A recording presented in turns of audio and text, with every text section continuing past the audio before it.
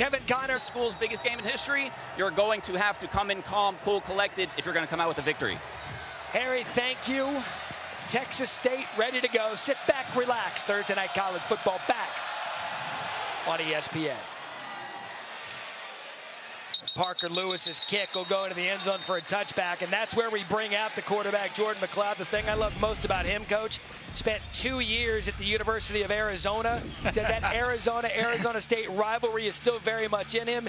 He is the reigning Sun Belt Player of the Year, but he has a lot of experience to bring to this Texas State team. Yeah, and he was the Sun Belt Player of the Year last year at JMU, but he comes in, he's also the reigning Sun Belt Player of the Week for his performance last week against UTSA.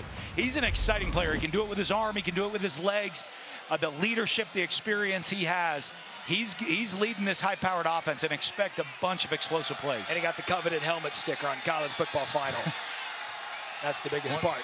So 1st and 10, ball at the 25, Texas State first. McCloud gonna throw on 1st down, swings it out to Ismail Mahdi, the all-everything running back. Hits to his knee early on, short gain. In fact, they're gonna spot him back for a loss of 1.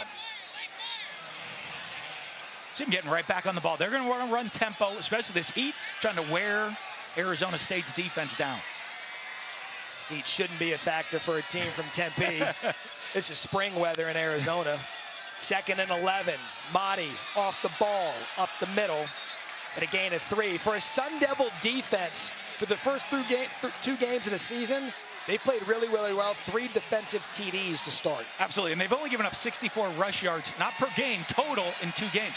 They're a little bit thin, though, on the defensive front tonight, and that is what's going to be really interesting if they keep up with this tempo. Early 3rd down, Sun Devils showing blitz. They back off. McCloud, time, over the middle, caught. That's Joey Hobart. Hobart, a big play to move the chains for the Bobcats at a gain of 14. And he's one of their go-to receivers that they get the ball. They're going to get the ball to. Coach said it's the best hands he's ever seen. Son of Billy Joe Hobart. Here comes the tempo and pressure. That was Jeff Clark. He's going to see a lot of playing time tonight. 2nd down. And you look here on this completion on 3rd down and long. That's the experience that Jordan McCloud has. He's not afraid to take what the defense gives him. But if you see right now, Jeff Clark, 9 career sacks.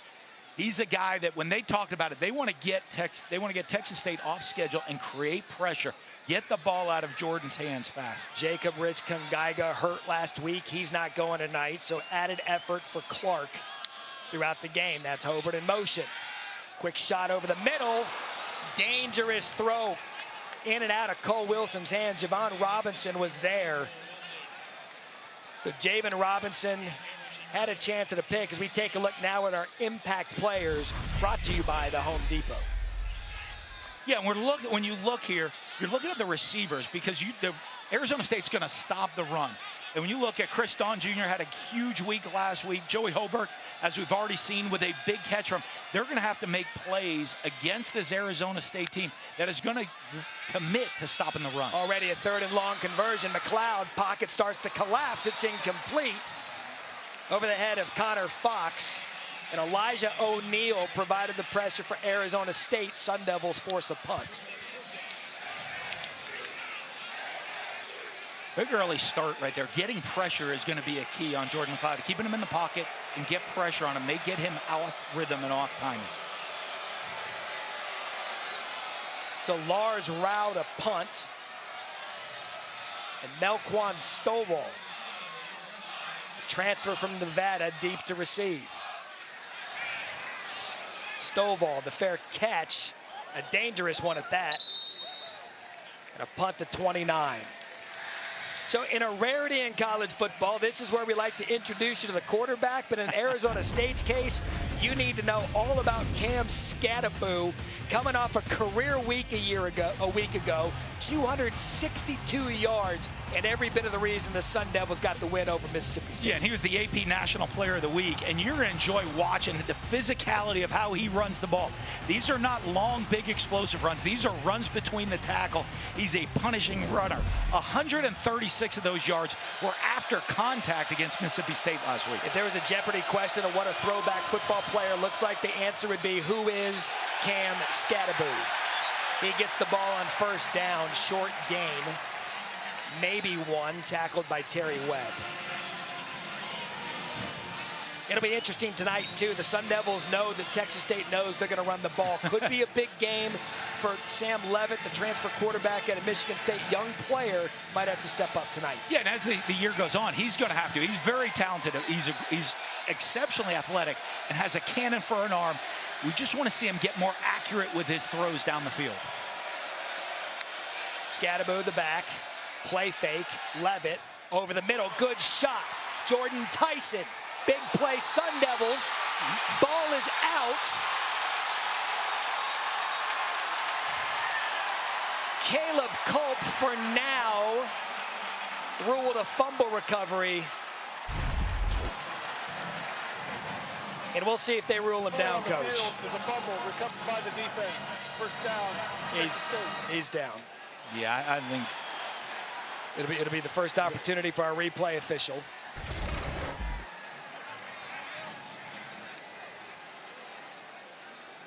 But on the field, the job of the officials, talk about this a couple years ago as they changed it with the replay. If it's close like that, let the play finish out so that you get a good look at it, and then you can go back and change it. Recovered by the defense. The previous play is under further review. Yeah, this is where Mullen and I like throughout the season to see if we can challenge each other who's going to get it right, but I don't even think we need to tee this one up. Well, I think the scary one sometimes as a coach, you're like, what if you don't have the right shot? But I think you're going to see right here, you're going to see that the ground's going to cause this fumble. He still has possession, The knees are down, the elbow's down. Elbow's down, yep.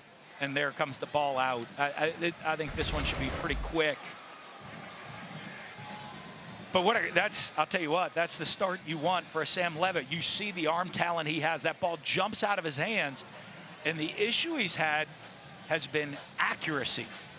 And that ball was right on the money, letting the receiver run after the catch. Kenny Dillingham told us Tyson's one of those receivers they really want to get the ball. In fact, they said he reminds them of Keenan Allen, their offensive staff, Marcus Arroyo, the offensive coordinator. But another look, we said this could be a big game for Sam Leavitt, knowing that running's been what the Sun Devils have done. That play right on schedule. After further review, the runner was down prior to the ball coming loose. The ball will be Arizona State's ball at the 48-yard line, first down. Yeah, okay, so 21 yards for Arizona State in Texas State territory. Call reversed on the field. The timing's what you want to see. This is now you have your team that you know you're committed to the run. Watch, they might take a deep shot right here. They get a first opportunity crossing midfield to see if they catch Texas State committing completely to stop the run and Cam Skattebo.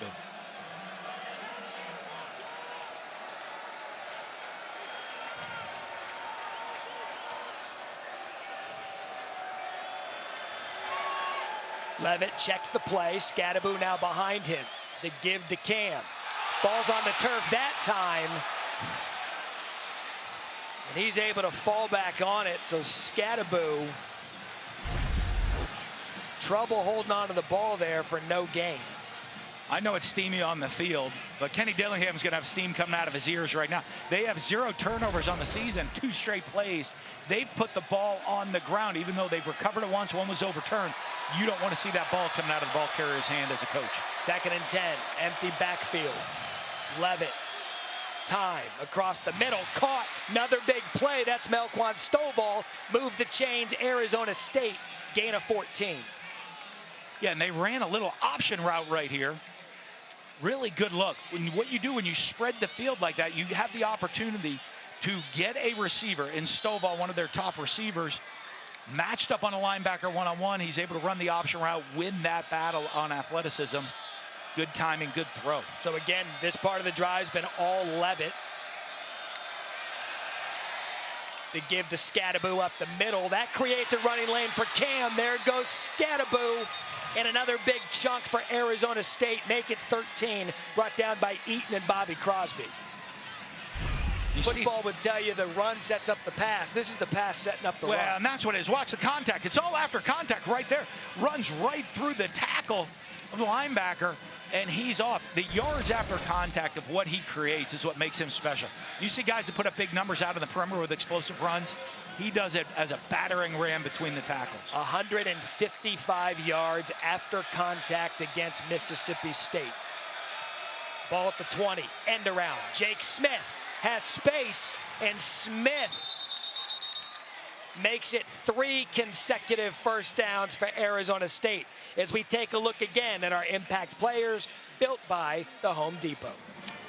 Well, and you know this one, it's all going to start with Cam Scadaboo. He is the guy. You want to get the ball in his hand. Now, if they're going to take it away, Sam Levitt becomes a really important player, and that's going to lead to Ben Bell, who's one of the top sack leaders in all of college football coming into this season. So goal to go for Arizona State. Scadaboo's got space. Scadaboo near the goal line, and there's 2 flags down on the play. Josh Eaton, after a gain of 5, brought down Scadaboo.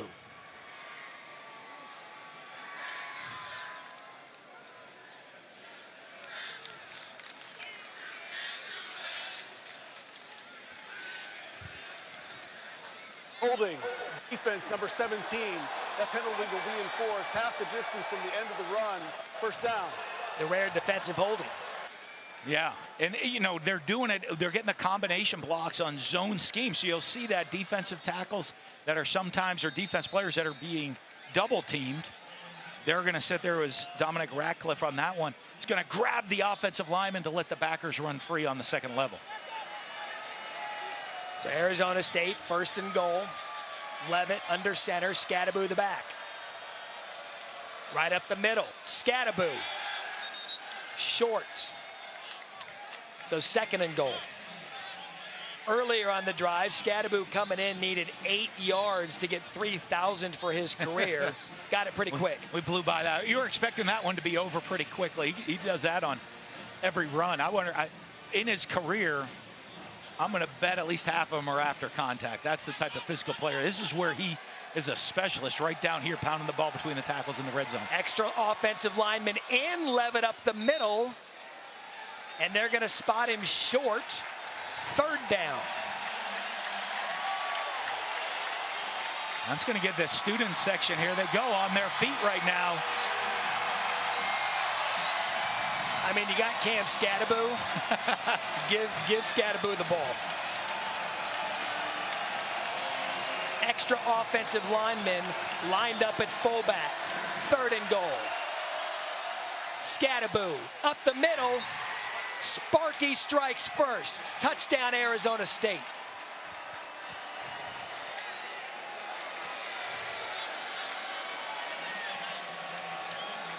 And Matt, when you have a back that is that physical and gets so many yards out of contact, that's the way you do it. You just see his pad level.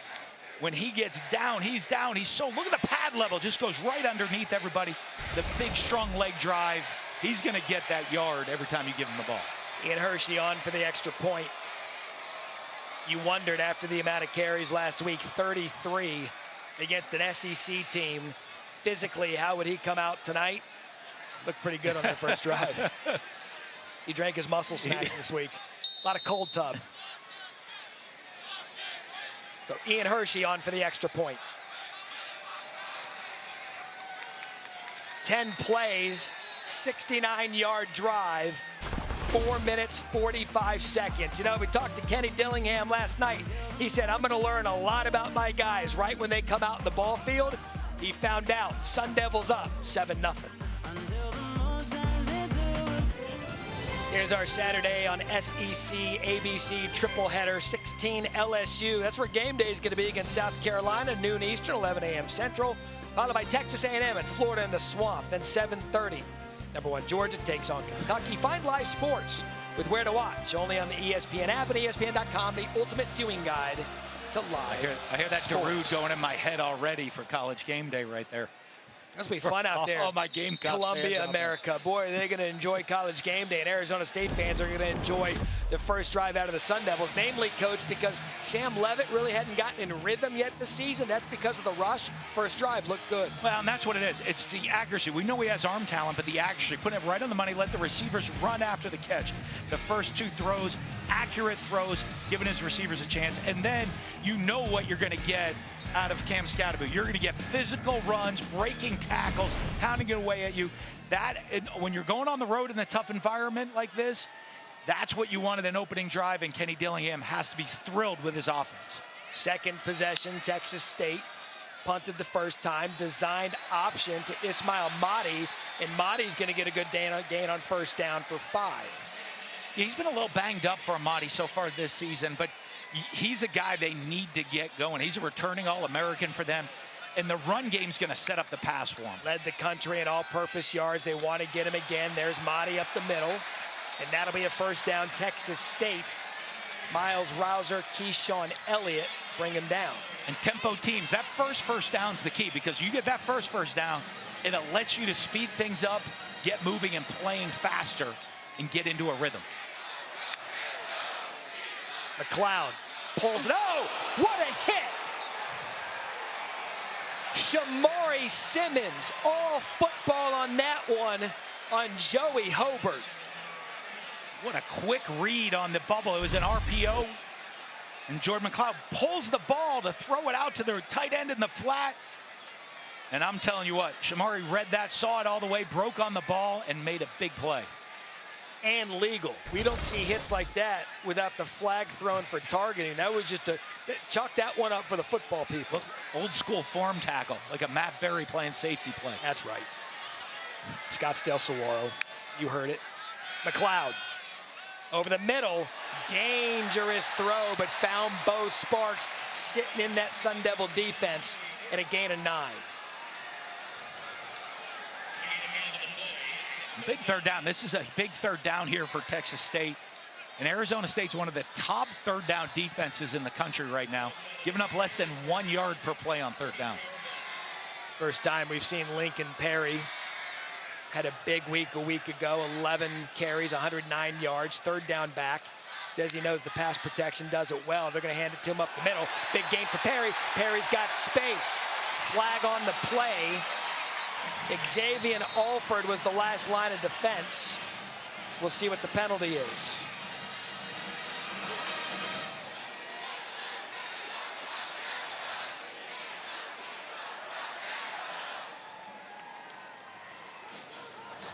Holding, offense, number 77. 10-yard penalty enforced from the spot of the foul. Third down.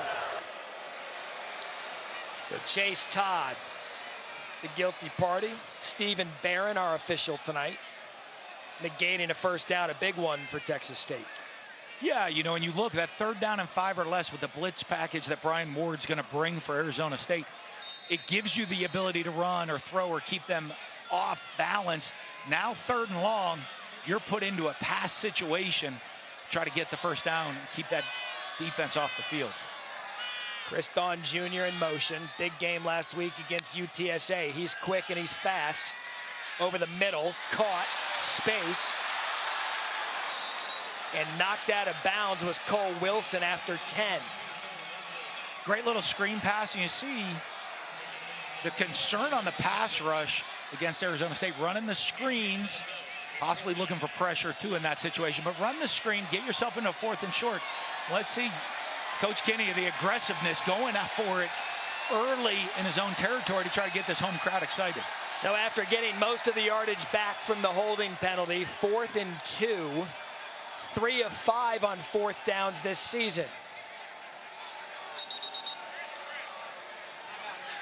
And Kenny Dillingham's going to call a timeout. You love being in a place like Texas where they're all football smart. You're some all quieting down, getting ready for this 4th down call. Yeah, they're usually educated on the sport of football here in the great state of Texas. 4th and 2, we'll see what Texas State does after this. ESPN Thursday Night College Football is presented by the refreshing taste of Twisted Tea Hard Iced Tea. Please drink responsibly. And in part by Applebee's. Now that's eating good in the neighborhood.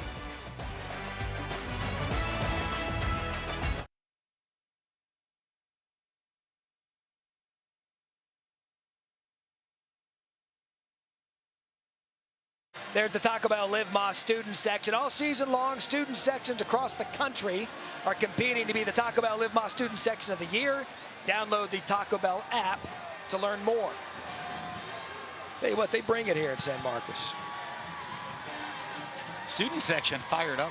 Great student section. I mean, they were here early. They were in the Thursday sun. night, you're right. Like, yeah, they got some sun early. Well, So these two schools also have some other reputations to uphold on a Thursday night in a college town. no comment. 4th and 2. G.J. Kinney keeps the offense out there. McLeod to throw. Out. Hobart caught. And it'll be a first down, Texas State. Keyshawn Elliott there after a gain of 4. What do you think of the play call? I love it, the aggressive play call, putting it into your best players. Hobart, they talk about being their leader, receiver, best hands they have, your senior quarterback, and then here comes the tempo. Perry stays on the field, gets 1, and we talk about the stable of running backs for Arizona State, but Texas State has it in their own right with Lincoln Perry and Ismail Mahdi, but here's the 4th down conversion. Yeah, and just the confidence. He scared the death out of me there, right there. Hobart catching it, almost moving backwards. Catch the ball, get right upfield, just get the first down and move on. But I love the confidence in your team to make that call. So Mahdi back in the backfield. That's Hobart on the end around. Arizona State's defense, great job stiffing it out. That was Miles Rouser. And they're going to bring him back for a yard to make it again 3rd and long. And this Arizona State defense, the reason they've had the success stopping the run, they're aggressive. And you just see the pressures they're bringing right now. Shamari Simmons coming off the edge right into that. And they got him again into a 3rd down and long situation. Let's get him into this double A gap, right? This double A gap look. They got everybody right up there, showing all the backers coming inside. Here comes the pressure. Gonna have one-on-one coverage, and McLeod delivers. Good shot to Cole Wilson. Clayton Smith on the coverage. They told us last night they thought they could win some of the one-on-ones at Texas State. They had an example of it. I thought that was going to be a key to the game right now because you know that you're going to get pressure, and you saw the different look, the blitz looks. Brian Moore, D coordinator at Arizona State, is going to show a bunch of different looks. You see that a lot in the NFL, the wide D lineman with the double A gap walk-ups and the package they bring off it. Great job standing in the pocket, delivering that throw. McLeod 5 of 5, 35 yards. He's going to keep it, faked it to Mahdi, and a good gain for McLeod. He brings that element brought down by Elliott and a gain of 6. So you've got a 3rd and long conversion, you've got a 4th down conversion to really pace this drive. Yeah, you just look a little dart play. We call it a dart play right there. When the tackle pulls from the backside, going front side, reading that backside end. And as you said, the experience he has in the decision making, when to keep it, when to hand it off, when to not be affected by pressure, stand in and make the throws, is why he was the Conference Player of the Year last year and Conference Player of the Week last week. 12th play of the drive. Mahdi up the middle. There goes Mahdi. And another first down, Texas State starting to get those running lanes in a gain of 10. And as a coach, there's nothing more you love than 10-yard runs. And again, they're pulling the tack. See the backside tackle pull around, hitting up on that linebacker, getting Mahdi to the second level. And here comes the tempo with another first down. And here goes Mahdi again. Gain of 4. And Scadaboo's getting a lot of the attention coming into this game, but Mahdi coming into this season was getting a lot of attention, was an All-American last year, and is a real playmaker for him. And I was banged up coming out of training camp. They want to get him back 100% healthy to the form of which he can play with. 2,169 all-purpose yards a year ago. Perry checks back in, 14th play of the drive. Empty backfield.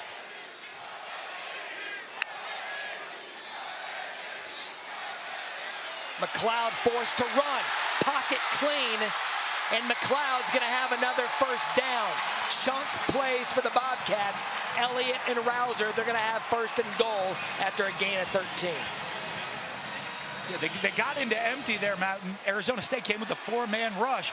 Great protection, and the protection kept holding up, created a running lane. Once he saw that everybody else in coverage, McLeod took off, made the right decision, take off, kept his eyes downfield. And so you're going to see the middle of the field just open up right here. Gives him a great throwing lane when he realized everybody's in coverage. Great job pulling it down and getting the positive yards, getting a first and goal situation. 15th play of the drive. McLeod looks back left. Wide open receiver. Touchdown, Texas State. Chris Dawn Jr.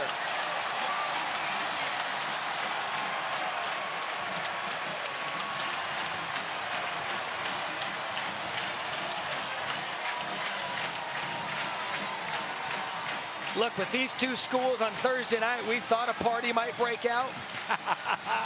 Settle in. This is going to be a good one. 15 plays, 75 yards, 7 minutes and 27 seconds off the clock.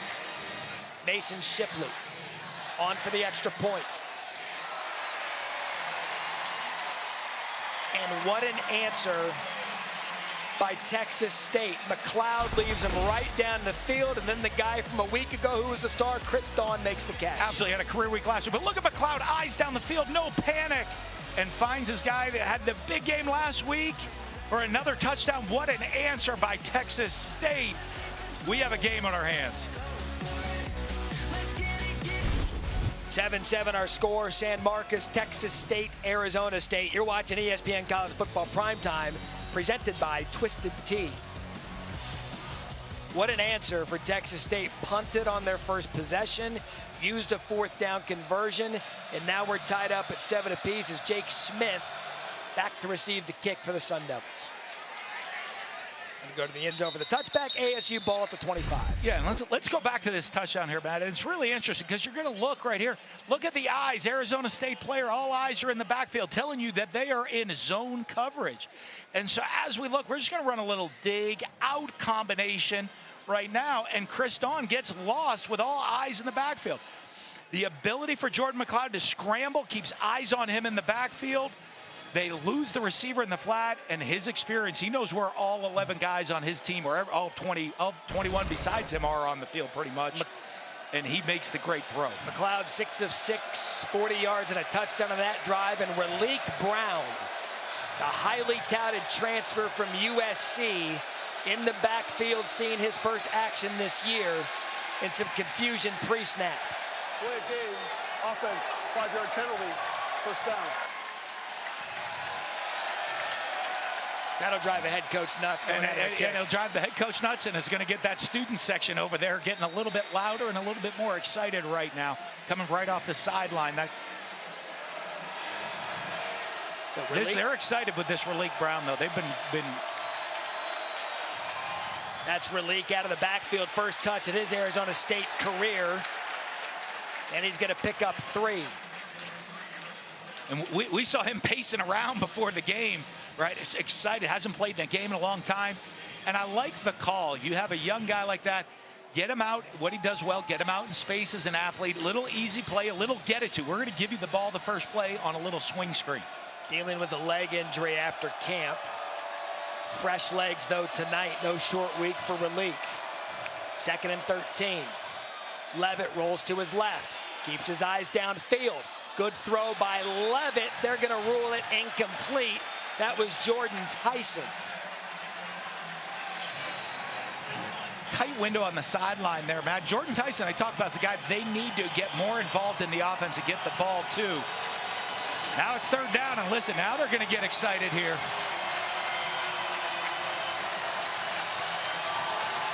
So with delay a game to start the drive, now 3rd and 13.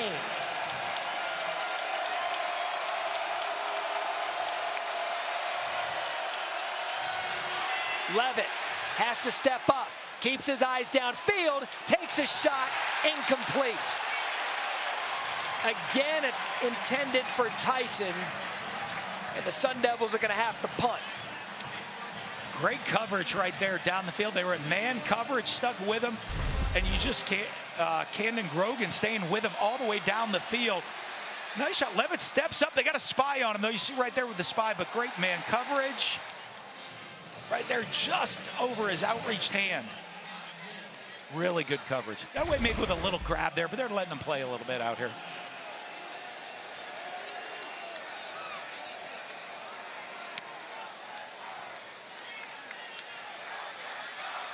Cole Wilson, the fair catch, 36-yard line, punt to 42.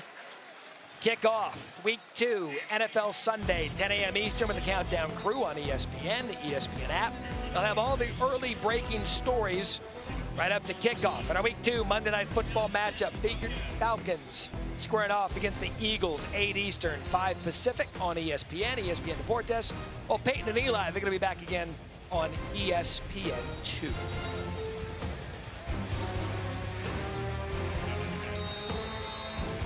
So it looks as if the tailgaters finally made their way into the stadium. Sun is down. Thursday night, early kick, 6:30 local time. Always a fun time here in San Marco. McLeod in rhythm on that last drive, starts in rhythm again, but a good job by Arizona State on Hobart immediately. That was Justin Watley. Big first down. You want to, if you're playing these tempo teams, you want to have a successful defensive play on first down. Get them off schedule behind the chains and slow that tempo down. What a first quarter we had here between Texas State and Arizona State. You can feel the energy in San Marcos, tied at 7 after 1. Coach, a really well-paced drive there to end the first quarter. What was the key to that, and how do you maintain that for the rest of the game? Yeah, we settled down. We're able to run the ball. Thought Jordan did a really good job keeping his eyes downfield, taking what the defense gives him. Thanks, Coach. Yes, sir. Boy, 35 years old. 35 years old, G.J. Kinney's got that coach speak down. Right there, take what the defense gives you. Can't go broke taking a profit, Matt. So 2nd and 8 for McLeod in this offense. And a flag on the play.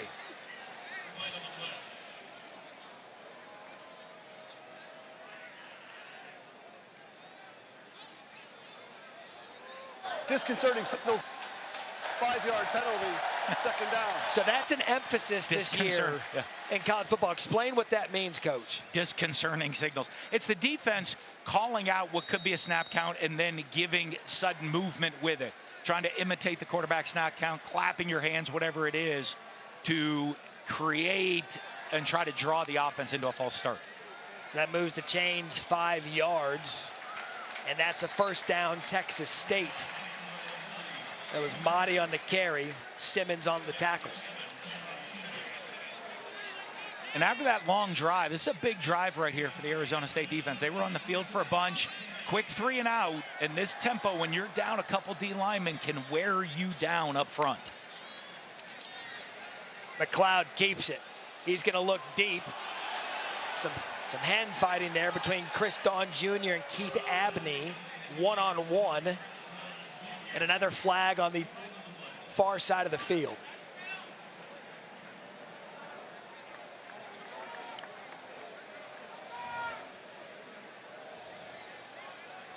Ineligible receiver downfield. Offense, 5-yard penalty, first down. All right, so Arizona State gave him 5 yards. Texas State gives it right back. Yeah, and you'll see that a lot with RPO teams, and you saw it right there, how long that play took to develop for McLeod to make the throw. That penalty is declined. It will be 2nd down. There we go. Yeah, 1st and 15, 2nd and 10. A little bit of a toss-up. Really? Yeah, you can go either way with that. What would you have done? Well, again, when you're playing an explosive team like this, you want to get them, like they say, get them off schedule, get them into 2nd and long, so you might do that. The body motions out of the backfield, open backfield. That's Hobart. He's at a big first quarter plus. Knocked out by Rouser after 7, so now 3rd down. You see the old school guy. You got to love Hobart, right? No gloves. Coach Leftwich, he's got the best hands he's ever seen in a receiver. And he does. You just see him catch everything with his hands. Natural. He didn't play a lot of video games. He went outside and played catch with his friends. The no gloves is great. So 3rd and 4. That's Mahdi up the middle. No problem for Mahdi, and Texas State getting another first down. Clayton Smith brings him down after 6. Let's see if that accelerates the tempo for him right here. They want to get up and try to wear down this front of Arizona State. And they're going quick. McLeod to throw. Looks right. Throws right. has a receiver. That's Dawn Jr., and he's got some quicks. He's forced out of bounds immediately by Abney the second, and that's a gain of 9. And that's one of the things, Matt, that makes this offense so exciting is the number of playmakers they have in the perimeter. Obviously, they have a quarterback that's a great decision maker, an All-American running back, but they have some exciting electric players in the perimeter. 504 yards last week against UTSA. Last year broke every offensive passing record in G.J. Kinney's first year. That's Mahdi up the middle. Mahdi is getting chunks, and there's a flag there at the end of the play. That's going to be a face mask on Arizona State.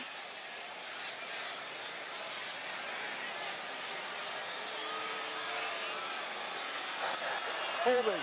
No. Offense, number 76. 10-yard penalty enforced in this Come on, Matt. foul. Second down. Rule number 1, don't guess penalties. Yes. Holding against Texas State. And we all know, Matt,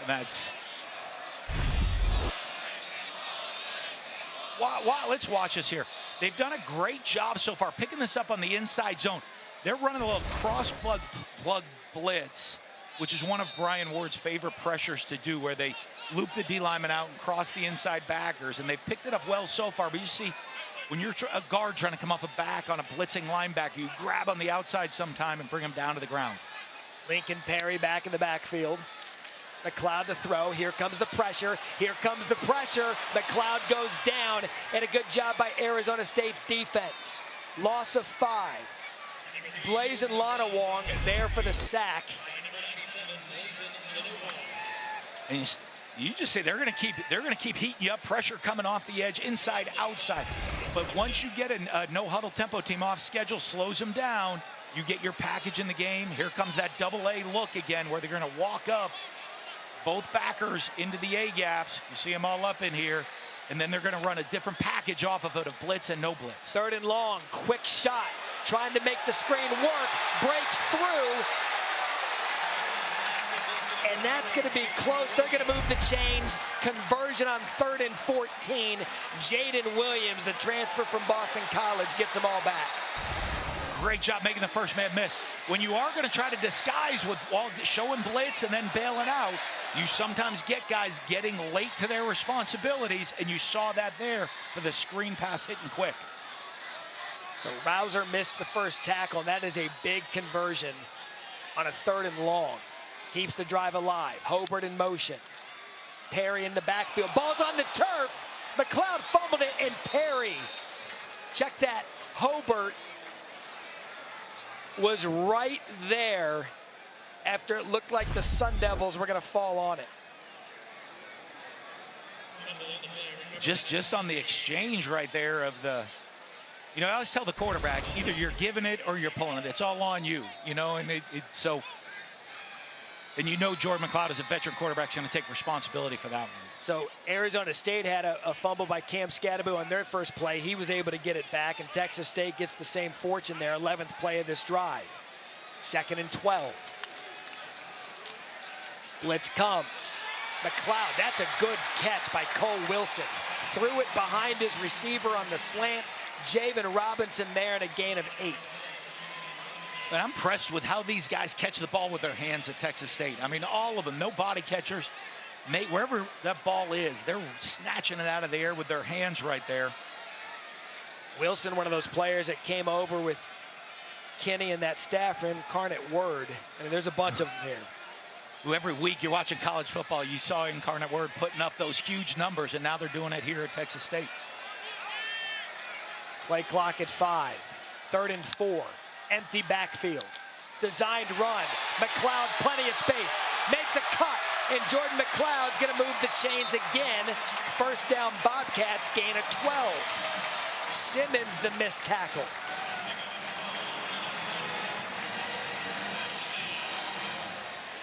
You just see the confidence and the maturity and how in control he is on these plays and the decision making.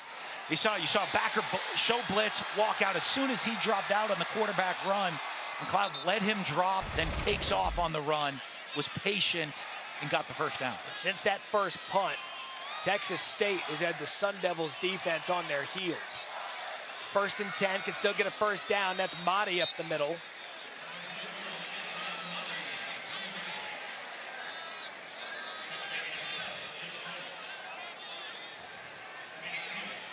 Talk about the experience of McCloud, 7 years. He's been playing quarterback since the Obama administration. Been in college football forever. It's an interesting story. 4 different schools. It's the new world of college football. He's bounced around. Now he's bouncing around here at Texas State, 14th play. 2nd and 8. Here comes the pressure. McCloud sees space, cuts left, able to get something out of nothing, and he's been doing that really now, Coach, for the first quarter plus. Pressure comes, he's able to step up into that pocket and get a positive gain. Yeah, but the thing I love about him when you watch him do that is the decision making. He's not pulling and tucking the ball immediately running. He's stepping up, keeping eyes downfield. Then as soon as he sees there's nothing there, he's taking off and getting what he can get. Last scoring drive for Texas State, 15 plays. This the 15th play of this drive. 3rd and 4. McCloud, end zone, touchdown.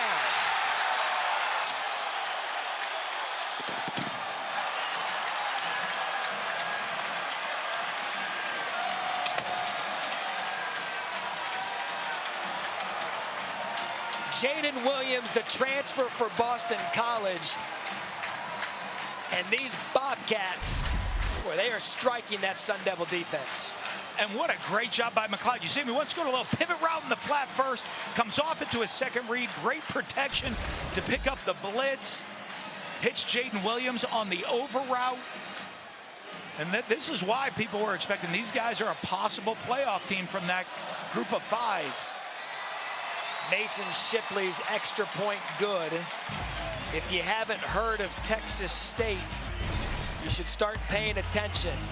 A team loaded with talented transfers. They just go 15 plays, 64 yards. They've got the lead on Arizona State, 14-7. The new 12-team college football playoff begins December 20th on ESPN. That's how I get by.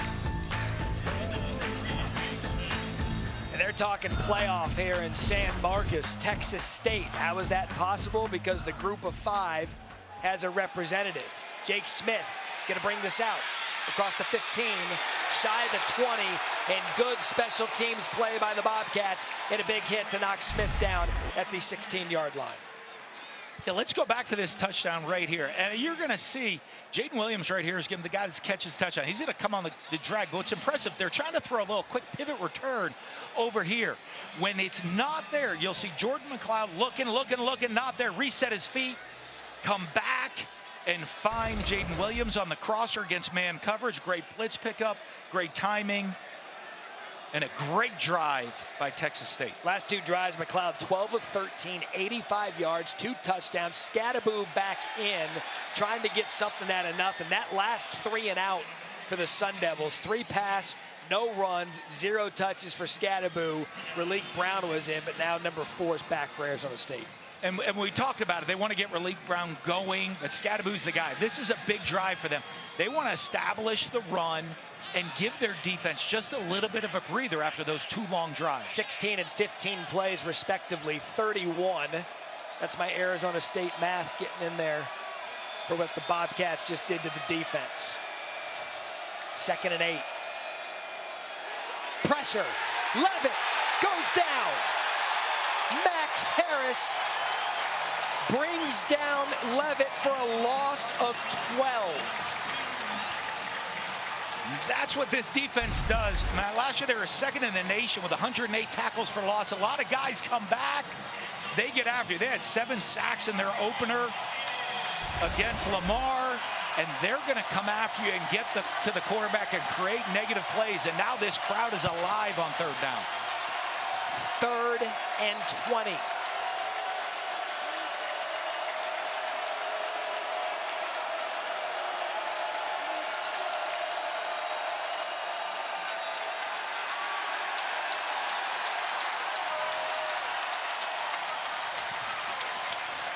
So Texas State's going to call a timeout. Texas State has called their first timeout. So 3rd and 20, Arizona State's backs against the wall. They'll talk about it. Bobcats up 7. Welcome back to San Marcos, where Texas State is up 14-7 over the Arizona State Sun Devils. Matt and Dan, when the first offensive possession for Arizona State resulted in a touchdown, their defense was hot coming back to the bench. Dexter McCoy got them to calm down. He said, hey, it's just 7 points. Weather the storm. We're going to be okay. And clearly that message has resonated with his team. Storm weathered. Arizona State pinned back 3rd and 20. He's another unique story. So many unique stories on this Arizona State. Played with G.J. Kinney, had an NFL and a CFL career, was a high school coach that is really accelerating up the ranks. Raleek Brown on the field for ASU.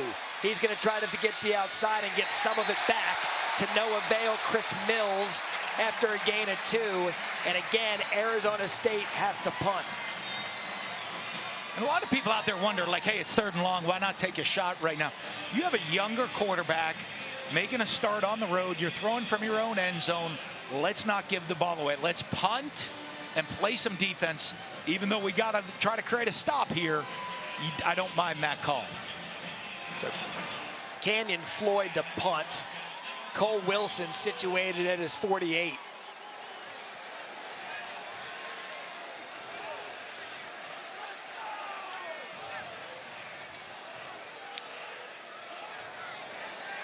Wilson the fair catch at the 50, and that's where he's going to spot the ball right at midfield. A punt of 40, and they are awake here in San Marcos. They're Bobcats, 14-7 over Arizona State. And now let's take a look at this week's college football rankings brought to you by Goodyear. Same as it ever was, Georgia on top. Texas moves up to 2 after their impressive win at Michigan a week ago. Only team really in the top 10 playing someone this week. Missouri against Boston College. Alabama heads to Madison, Wisconsin to take on Bucky and the Badgers. But in front of us, 1st and 10, Texas State. Ball at the 50. McLeod going to take a shot. He's feeling it, and he is slinging it. That is Joey Hobart. Check that, Bo Sparks, and a gain of 20.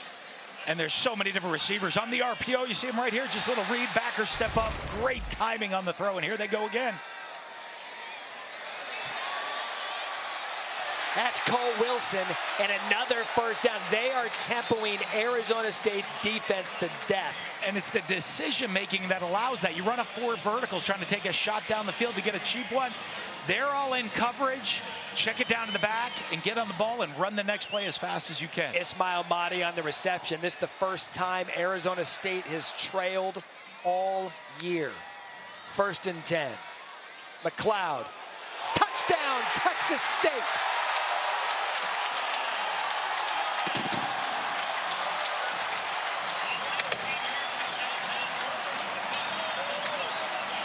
Bo Sparks, 19 yards, and Sparks delivers Sparky another blow.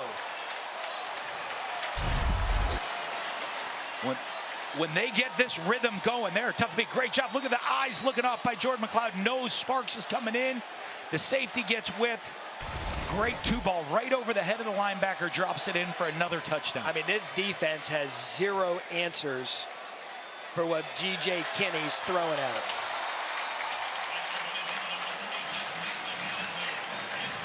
I mean, if you're watching ESPN's Thursday Night College Football for the first time this season, and you're wondering, wait, Texas State has a football team, they've got a football team, they've got a program, and they've got a 14-point lead against a Power 5 team out of the Big 12. Just right there, you see it in his eyes. The little subtlety, he already knows where he's throwing the ball. And the look off, we always talk that stripe of the helmet, turns the stripe of the helmet to move the defense. Jordan McLeod dictates what he wants the defense to do. And I'll tell you what's so impressive. We talked about their receivers having to win one-on-one battles and make plays. But, I mean, it's a lot more than Chris Dawn and Joey Hobart. You have Jaden Williams making plays. Bo Sparks, they are deep and talented at the wide receiver position, and they have a veteran quarterback that can get them the ball. I mean, they've come out after a historic win a week ago against their rival UTSA. They'd never beat them. Short week, they get the benefit of being at home, didn't travel, and they come right back in the biggest game you could argue of this program's history, with Arizona State making the trip Well, and they've laid it on them in the first half. and a lot of people might have been shocked when you look at the FPI coming into the season that they're one of the top favorites to go to the playoffs. We're seeing why. Here are the featured games on ESPN Plus Saturday. Virginia Tech, ODU, and NC Central, UNC, 6 Eastern, and Vandy, Georgia State begins at 7 Eastern. To get ESPN Plus, go to espnplus.com or download the ESPN app.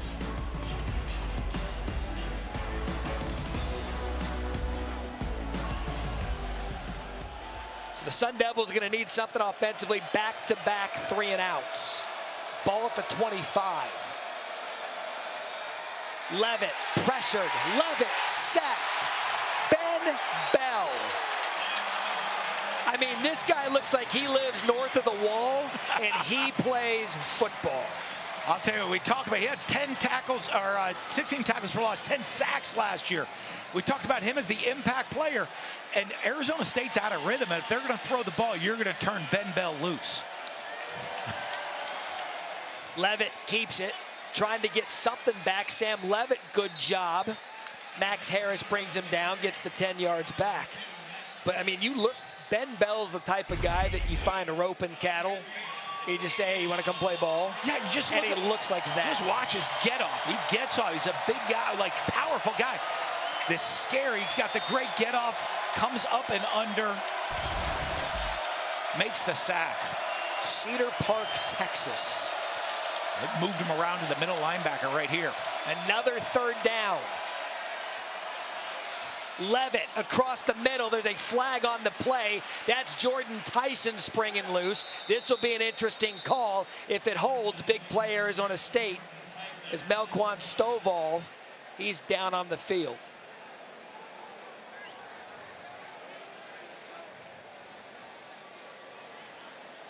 And those are the plays Sam Levitt. They're going to be excited long-term with that. No matter what the penalty is, his ability to stand in the pocket against pressure and make throws and convert on 3rd down, because they want to run the football and they can wear you down running the ball, and you can do that when you convert 3rd and longs. Looks like Melquan Stovall got caught up in the wash there with the block for Tyson. Still don't know the penalty.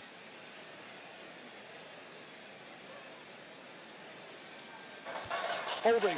Defense number 14. That penalty is declined. The result of the play is the first down.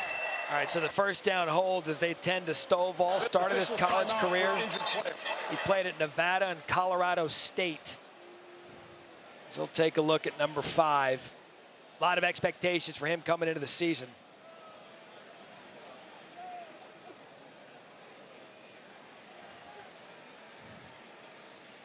But these type of plays on that 3rd down conversion is going to help Arizona State get back in the game. But let's look at this. Skattebo, we talk about him as a runner.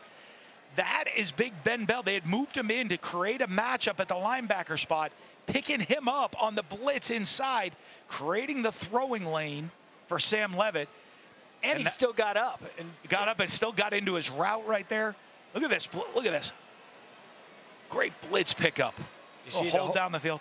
But Sam Levitt, great job hanging in the pocket. That's the second time we've seen him make that throw on a dig route coming across the field. And for Arizona State, as they grow, listen, they're not going to put this on Sam Levitt's shoulders. What he has to do is make these throws, make these plays, keep their offense on the field, make people pay when you're trying to stop Cam Skattebo. Shimon Mateer was the player that was held.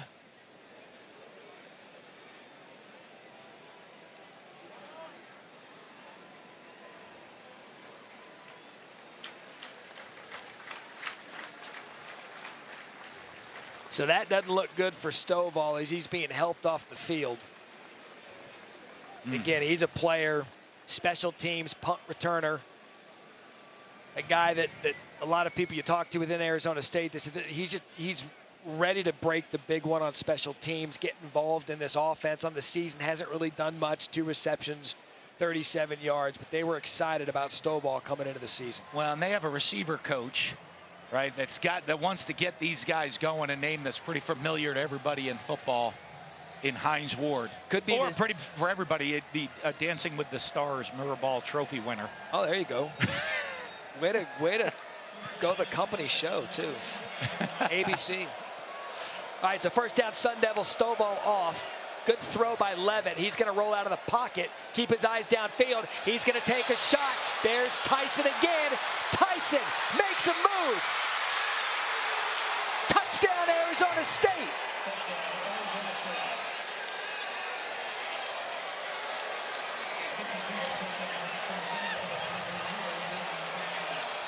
How about that? After the big conversion on third down, you got the ball at midfield. I love it. Take a shot deep. You're expecting them to run the ball with Scadaboo. Take a shot deep, get the one-on-one coverage. And Sam Levitt delivers.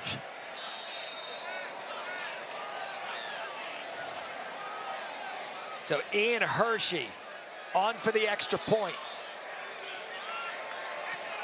And not only did Sam Levitt and Jordan Tyson deliver for the offense, coach, they delivered for the defense. They just needed some time to recollect. Absolutely, and they talked about, we were waiting for Jordan Tyson. They were talking, coaches said, we got to get him the ball. We have to get him involved more in the offense because he is a game breaker. You're going to see right now, a little sprint out pass where you think everything's going to the right. The stop, the throwback on the deep cross to the left, back across the field. Jordan Tyson's there, one-on-one on the safety. And last week, Sam Levitt missed some of these throws on the deep throws down the field. They said at practice, we were talking to Kenny Dillingham before the game. He said at practice, he makes all those throws, but in games, sometimes he gets really hyped up and just overthrows. Again, you see the energy, the juice of what he's bringing. Third career start, young player. You watch him down on the field. He has the arm. I mean, he's an exciting young quarterback coming out of his hands. Yeah, so an answer at ASU. Tyson, good move, cut back, goal line score. And the Sun Devils stop the San Marcos bleeding for now within a score, 3:46 left in the first half.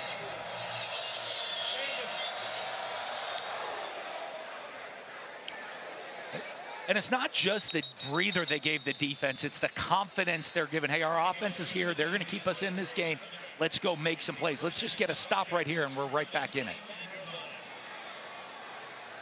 So we'll see how the defense responds to that touchdown. Noche UFC Saturday at the Sphere in Las Vegas, highlighted by 2 title fights. UFC 306 main card begins 10 Eastern, 7 Pacific. On pay-per-view at the prelims at 7:30 Eastern, 4:30 Pacific on ESPN News, ESPN Deportes, and ESPN Plus. Sphere's pretty cool, Matt. I don't know anything about Las Vegas. I know you've never been. I've never been. It's a pretty cool spot. So a fight in the Sphere and a fight here on Thursday Night Football. Delay of game, offense, 5-yard penalty, first down. Arizona State had one of those earlier, now Texas State coming off a kick. It's such a unique deal. So what happens is as soon as the ball hits the ground as a touchback, the play clock starts. So it's as a coach, you got to get those guys out on the field and get them up on the ball fast coming off the sidelines. So you're getting everybody off the field, then back on. First and 15, that's Hobart in motion. McLeod to the right, keeps his eyes downfield, overthrows his intended receiver. That was Hobart. That had tip drill written all over it as Xavier Alford on the coverage. A rare incompletion out of McLeod here in the first half. Yeah, that was the first throw that didn't look clean coming out of his hands right there. In 3 drives, 14 of 15, 134 yards and 3 touchdowns.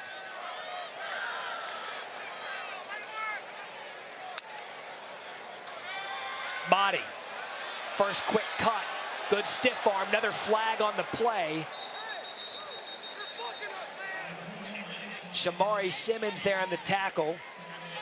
Another Arizona State player down.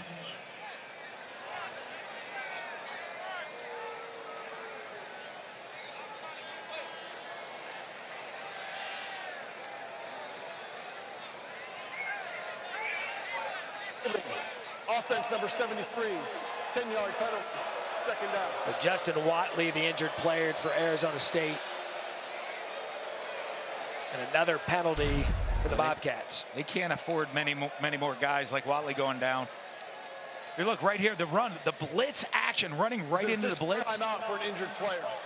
Right in that blitz causes everything to slow down. You see the grab right there because of all the movement, defensive movement by the defensive front slanting with the blitz coming off the edge. Creates the hold and really puts now Texas State way behind the chains, and that defense, who got a little breather on the last drive, a chance to make a play and get off the field. The Watley injury is one to watch and notable because that defensive front coming into the game already lean. Couple of players out. Zach Swanson out, hurt a week ago. Jacob Rich-Kangaiga, he's out. And Watley's a guy that was kind of a swing guy, could play inside and outside for him. Transfer out of Cincinnati, they moved him inside tonight. He's walking around just fine. Maybe a cramp on a hot night. Now Jeff Clark in. 2nd and 25. McLeod, quick shot on the screen, incomplete. Clayton Smith brought coverage. And now 3rd and 25, deep in Texas State territory. They've gotten 3rd and long a couple of times tonight. Yeah, and always a fun time. And they've done it with screens and done it different ways. Let's see if Brian Ward picks it differently, gets back into coverage, puts some guys deep, say, hey, defend the first down marker. Let's get off the field right here on this play. Let him throw the ball in front of us, rally to the ball, make the tackle. Early on, they've done a great job against the Arizona State blitz. So 3rd and 25. Perry out of the backfield. They're going to design run McLeod. Has some space. Sun Devils there. And that's what they did right there. And this is a big possession coming up because ASU gets the ball to start the second half. Those are always huge, Matt, at the end of the first half. You get those opportunities to get 2 for 1. You see it so many times in games where Texas State right now is punting up 21-14. There's a chance they might not get the ball. They could get the ball back and be down after 2 consecutive scores or 2 consecutive possessions. Canyon Floyd the punt. Stovall.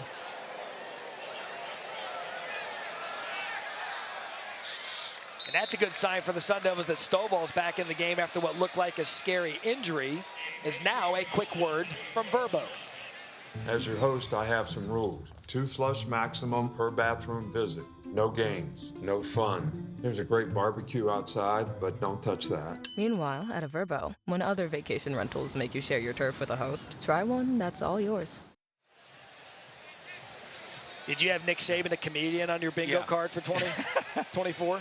Not intimidating you walking in to rent his house and him giving you the rules. All right, so here we go. 2 timeouts left for Arizona State. They've got the ball. They start the second half with the ball. We'll see Levitt and see if ASU in this 2-minute offense. A rollout back, screen back to Scadaboo. He's been silent in the first half, trying to get him going. There's Scadaboo, steps out of bounds. Great play design, another misdirection. Roll one way. The throwback screen the other. Get the 2-minute drive going. An easy throw for a young quarterback to create momentum and start the 2-minute drive situation. To Misi Adeli, the transfer at A&M, pushed him out. 2nd down. Run off the right side. Minimal gain. It's going to bring up a 3rd and short as we count down to the 2-minute timeout.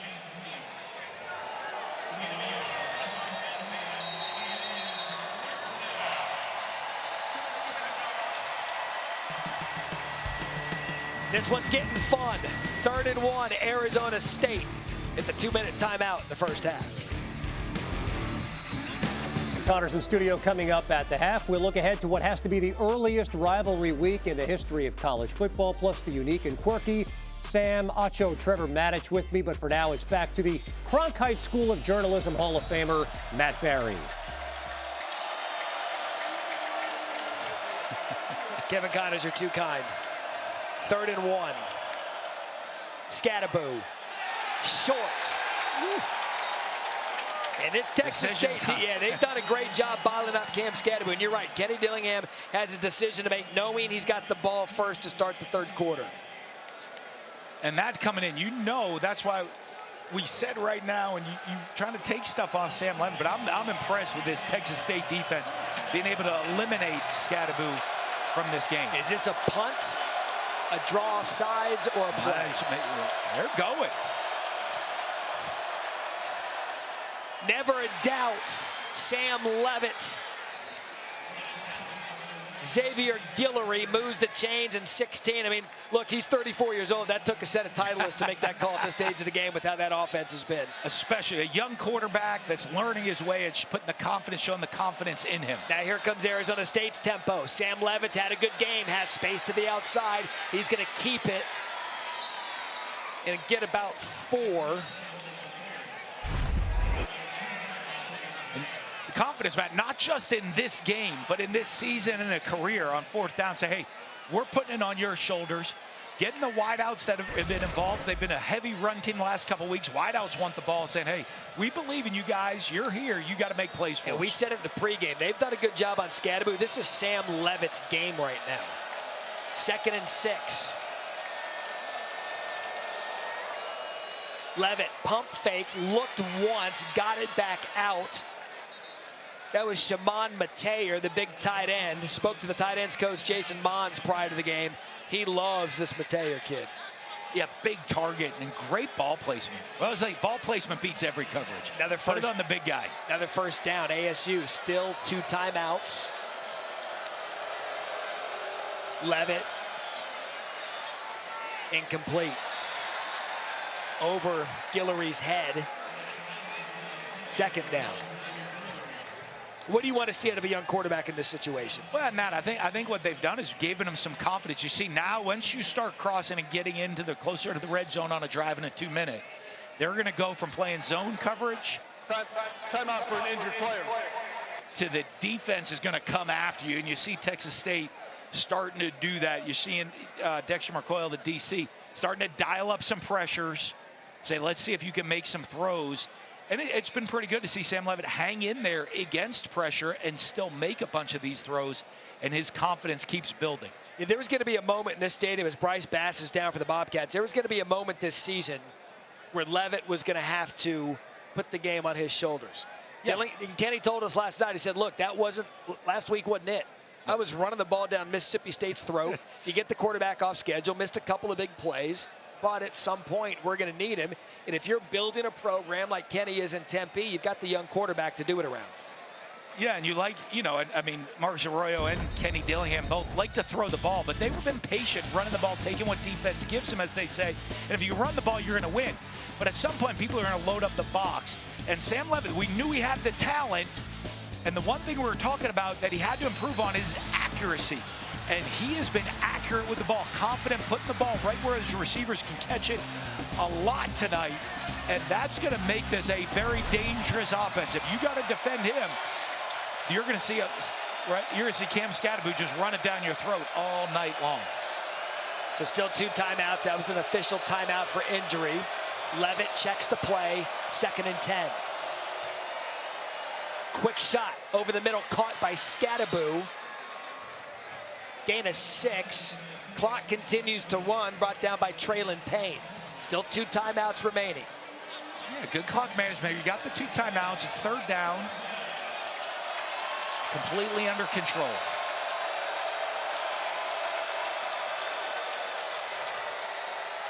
Levitt again over the middle. He is just picking apart the middle of that Bobcat defense.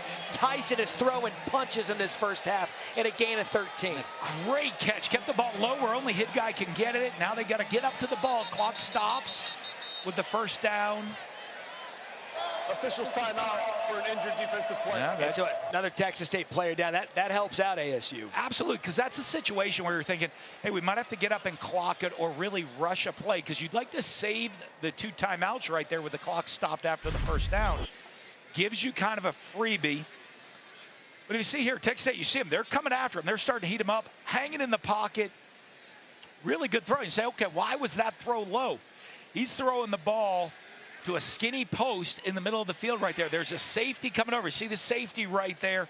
Number 5 heading his way. And that's Darius Jackson headed his way. He wants to keep that ball low where his receiver can get it and he's protected. They're also making sure that it's a catch. It's difficult because those maroon gloves that Tyson's wearing almost mirror. Smart. Looks like the ball. I mean, you see what I mean with the ball there. And never wear white gloves if you're a receiver. You can't tell if that's the glove under the ball or the ball on the turf. The one thing you see, though, you don't see a lot of movement on the ball, man. I don't see the ball moving at all.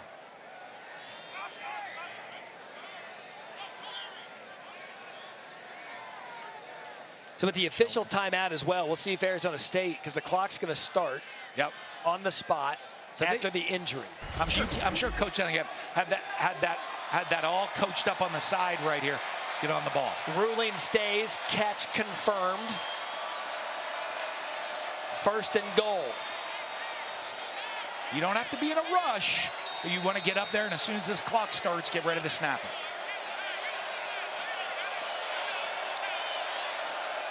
Pitch to Scadaboo. Goes to the corner. Scadaboo hit hard near the goal line and a gain of 3. Kenny Haynes delivered the blow. Well, he's physical, isn't he? He gets those shoulders turned to the line of scrimmage, and he is a physical downhill runner. Timeout, Arizona State. Their 2nd timeout of the half. 30-second timeout. Why would you get that foot in the ground? Those shoulders get squared to the line of scrimmage. All right, so physical. Pads popping down there on the field. You're one of the great play callers in college football history. Here you have 2nd and goal, 13 seconds left, 1 timeout, ball at the 2. Well, right now you have all your options open on this play. This is a play I do love throwing it in this type of situation. Incomplete pass stops the clock. Then you have everything open to you because you have that 1 timeout on 3rd down. If you do run it and don't get in, you're going to burn your final timeout, which really then puts you one-dimensional or gutsy. I'm going to try to run it, but if you run it and don't get it, you're getting 0 points out of this situation. So the key is you're getting the ball to start the 2nd half, too. So one of the keys is we're getting points on this drive. Sure. Manage the situation. I'm sure Coach Dillingham talked to the quarterback about it. They might try a great little play-action pass or something quick right here. If we don't have it, throw it away quick. We'll play the next play with our whole playbook open. All right, so Texas State's going to bang a timeout. A little chess match right there. See what you want to do. Texas State has called their 2nd timeout of the half. 30-second timeout. And see, I always love these because Coach Dillingham, the timeouts are the fans with their shirt off for no reason. Well, those are always fun, too. That's got to be an Arizona State fan.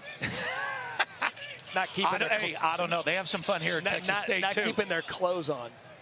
That's a Bobcat logo. Yeah. All right, with Texas State. He just got out of the San Marcos River. He knows we're here. He was hoping to get $1, but he's got to do a lot more than that right now. Tubing. But these situations, I always love to see, are they going to run the same play? They came out in kind of an 12 personnel, 2 tight ends, 1 back, 2 receivers look. It's big. It's a big spot of the game. They come out in the same kind of formation, so they believe in the play call, and they're going to go with whatever they had called before. I'm not an offensive whiz, but I'd give it to 4. That's just me. Yeah, they just traded the tight ends from the same formation they were in before. 2nd and goal. Oh, that's going to be a false start.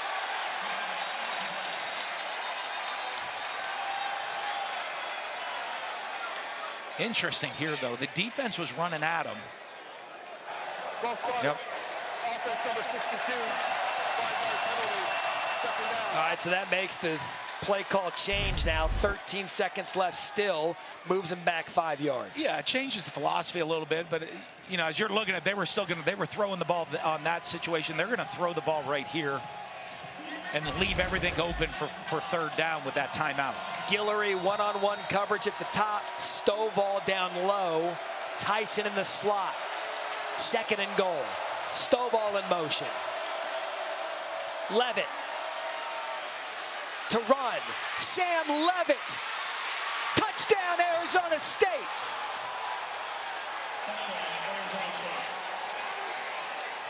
Boy, has ASU fought back or what? 21-7 a half hour ago. Sparky dancing their way to an extra point away from tying it up at 21. And it's been all Sam Levitt doing it. He does it there with his legs.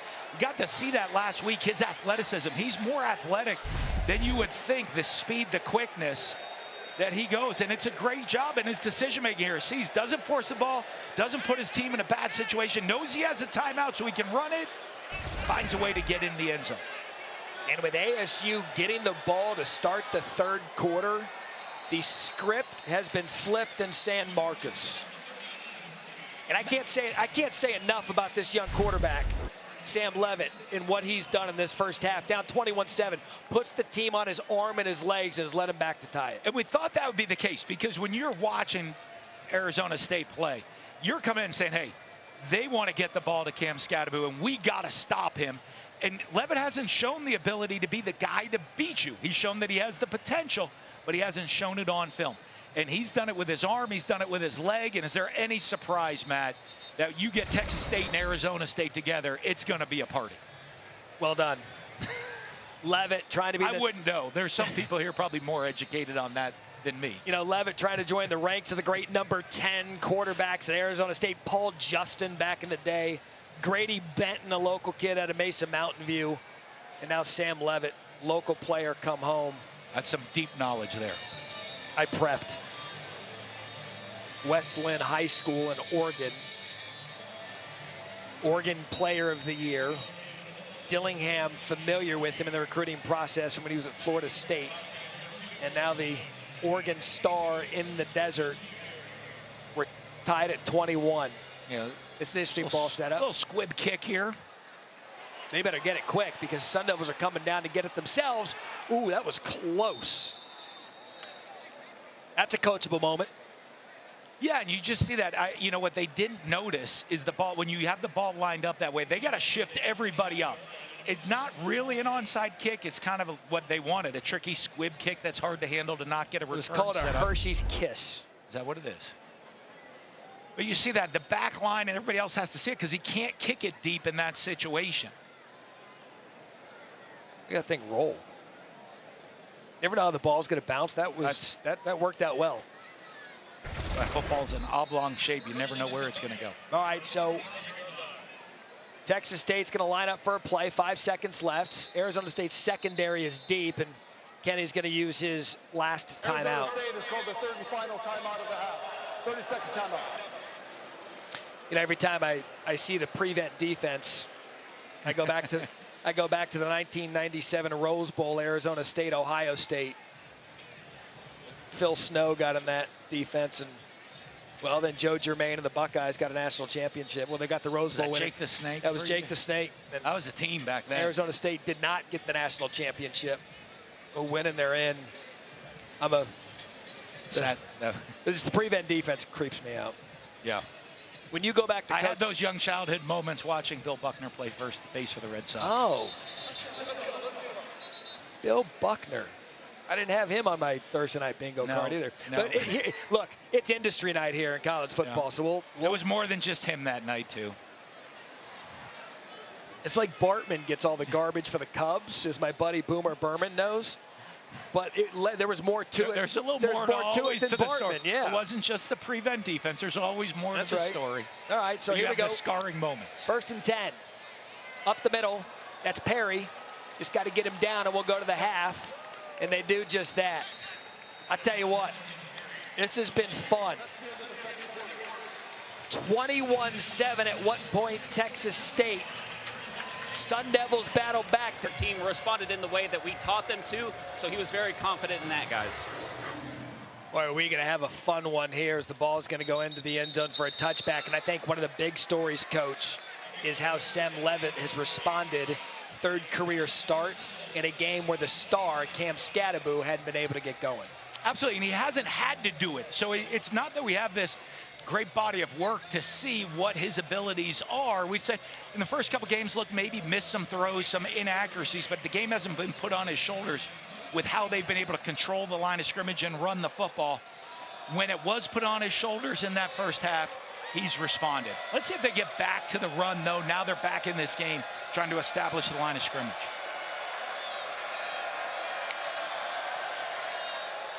Play action on the first pass, second half. He got pressured a lot in the first half. In fact, sacks twice. That'll be the 3rd sack, and now they're playing behind the chains to start the 3rd quarter. And that's what we've seen from this Texas State defense. They're one of the most aggressive units in the country. As you said, 3rd sack. They were 2nd in the nation last year in tackles for loss. They had 7 sacks week 1 against Lamar. That was Polk and Parker.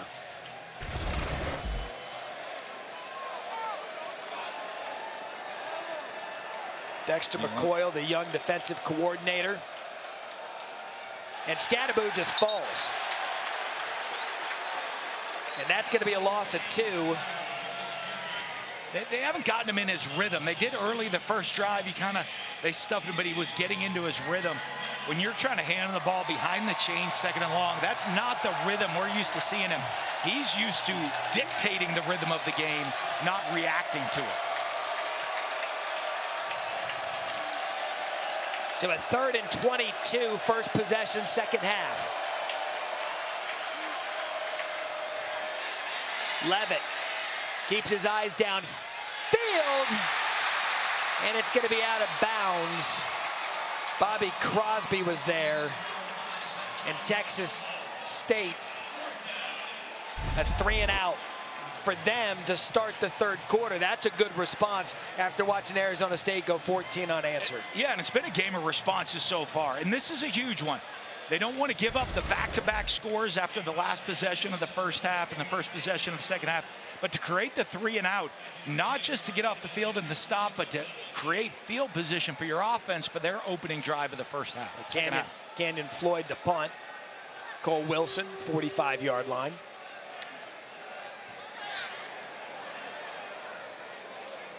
Wilson started to run up on it, takes an Arizona State bounce at the 43-yard line and a punt of 44. So if you're McCloud now, it was easy as it was in the first half, and some of those possessions down late, sputtered that last possession. How do you get back into rhythm? Yeah, they got the penalties that got him behind the chains on their final possession. But he's been around. This is his 6th year of college football. He's played a bunch. He knows he has a group of very talented 7th year of college football, of talented receivers on the outside. He's not going to be flustered. They're just going to get in and say, let's just go out there, keep executing like we did early in that first half. Ismail Mahdi in the backfield. Play fake, first down, incomplete. Tried to get it to Wilson.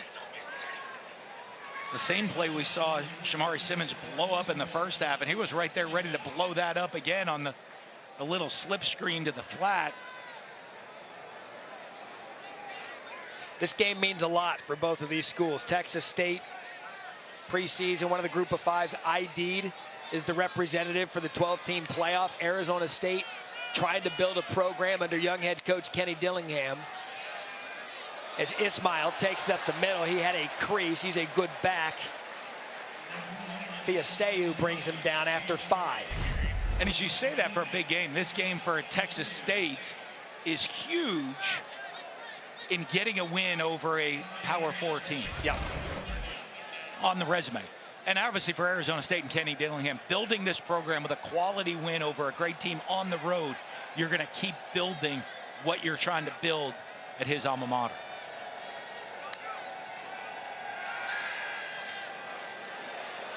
McCloud overshoots his receiver on 3rd and 5. Had plenty of time. Pressure finally got to him with O'Neal. And I'd be stunned if G.J. Kinney, there he does, runs out the punting unit. Is that the first punt we've seen tonight, Eric Merlis? Status for the Stars. 3rd. Okay. For Texas State. So 3rd punt for Texas State. It's been a while since we've seen our boy Lars Rao. I think both defensive coordinators had a little talking to their defenses there at halftime. 3 consecutive touchdowns out of Texas State. You'll forget about the punter. Is Stovall deep.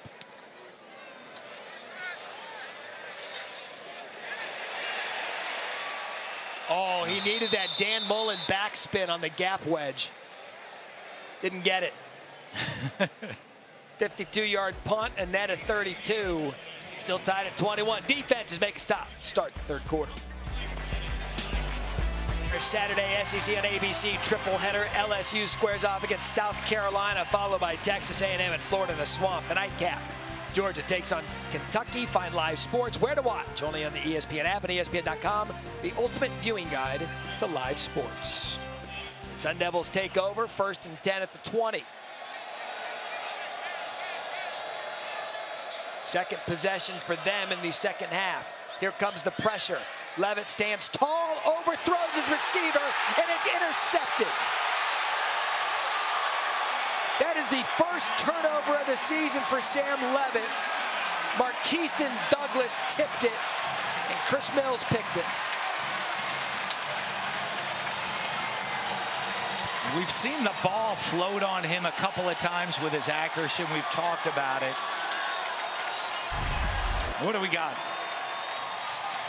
And you'll just see, he's trying to hit his tight end in the seam. The ball floats on him just a little bit, gets tipped up. Great concentration on the interception. I'm surprised. I know we're talking about Leavitt and making all the plays, making the throws that he's made. But we've gotten away from what Arizona State does best with Cam Skattebo and their offensive line. It's one of the most experienced in the country. And putting him maybe a little bit too much on the young quarterback right now to start the third quarter. Had the player open, the play call was on, couldn't execute it. Now good field position for Texas State. McLeod, quick throw, quick move. Chris Don Jr. Miles Rouser, and a gain of 7. We'll see how ASU handles the tempo here in the second half. Bobcats were able to gash him with that as Ismail Mahdi is going to be marked short of the first down line. Clayton Smith tackled him. And creating that stop, creating the third down and short, making Texas State substitute. You'll see Arizona State can substitute with them, take their time. That really slows the tempo down of keeping them out where they're tempo, fast tempo teams want to really have success on first and second down. Stay out of third down. Lincoln Perry now in the ball game, 3rd and short. Perry up the middle, gets just enough. It's going to be close. They're moving the chains. Caleb McCullough brings him down at a first down. Texas State.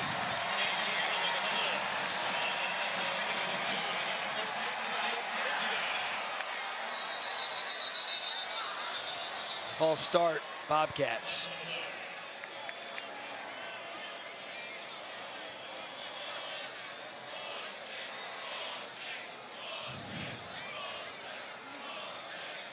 False start, offense number 77, 5-yard penalty, first down. Sometimes tempo can be your best friend. Sometimes you got to make sure everybody's set. It does. And you see, though, when they have this, the one thing, when they get it going, that's when they've been most dangerous. But it's them slowing themselves down some that have really hurt their tempo.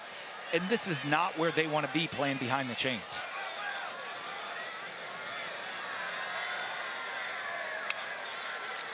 First and 15, Perry trying to make a space up the middle, does a good job getting some of the penalty yardage back, and another flag on the play. Texas State crowd cheering as if they saw something from the stands.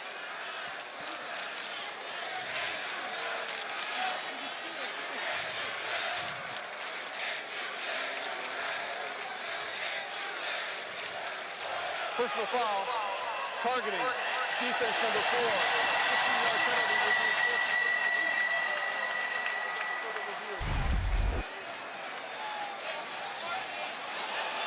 All right, I want to bring in for the first time tonight our rules analyst, Matt Austin.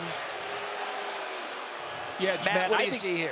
I think this is a good call. He definitely lowered his head. He came in head first. Looked like he got him right in the helmet with the crown of his helmet. So this is a good call, and certainly I think should be confirmed by replay. So that's Miles Rouser, player they told us had a great camp, good motor, plays aggressively, transfer from Campbell, New Mexico State as well. This one should be fairly quick. Yeah, they're going to look at it. Kind of had a couple of the indicators there. Crown of the helmet, the indicator. Forcible contact to the head. He's not a defenseless player as being the ball carrier right there, but Kenny having a conversation with him, one of the side judge.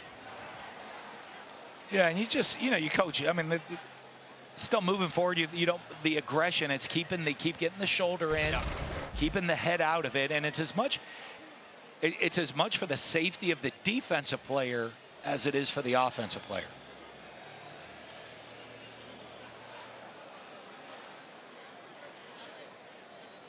After review, there is no foul for targeting. It will be second down.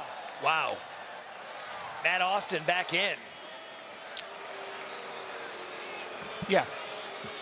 Well, the only thing that I can see is that it looked like, to me, I think he still hit with the crown of the helmet, but his helmet immediately slid to the side.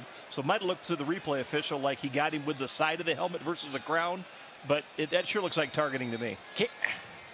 Candidly, yeah. I'm stunned. Yeah. I mean, they sometimes overcall targeting for the protection. I'm shocked that didn't go against Rouser.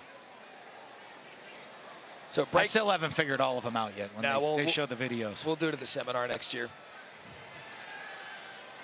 McLeod time, pocket closed on him, rolls to his left. He's just going to throw that out of bounds. Elijah O'Neal, he's provided some pressure tonight for that defensive front. And now it's going to be 3rd and 13.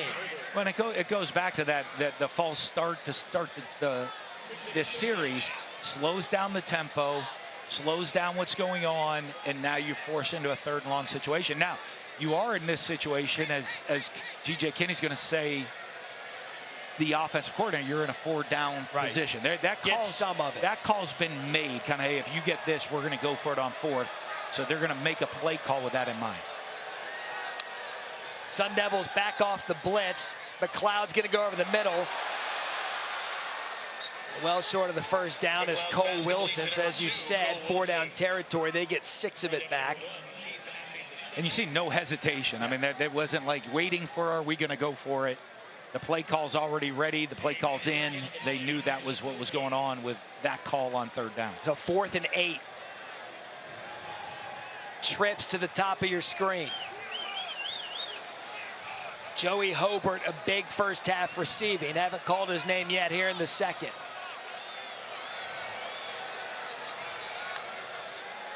McLeod, pressured, has to escape. Incomplete. Tried to find Jaden Williams on the sidelines, and what looks to be a targeting penalty wasn't, and Arizona State holds on 4th down. And they showed the pressure that they were going to come after him, bailed out on the blitz. It caused a little bit of a confusion on the offensive line. They're able to get pressure and speed McLeod up on the throw. He scrambles alive, keeping his eyes downfield, makes the throw, but the great defensive play, the breakup, we get the stop.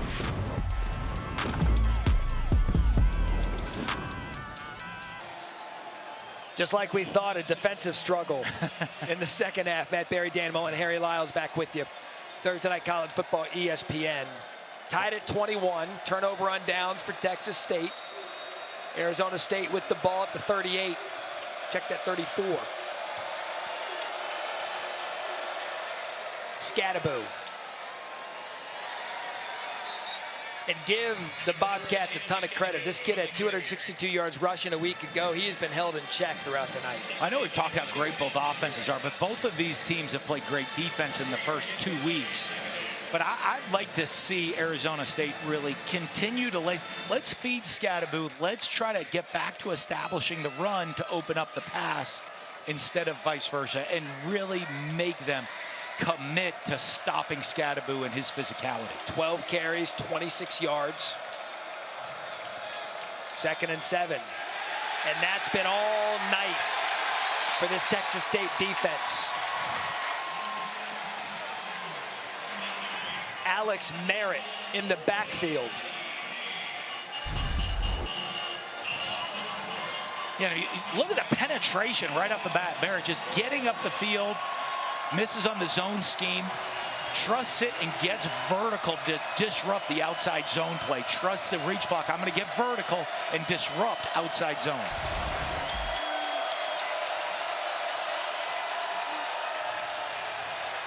Levitt gets out of the pressure.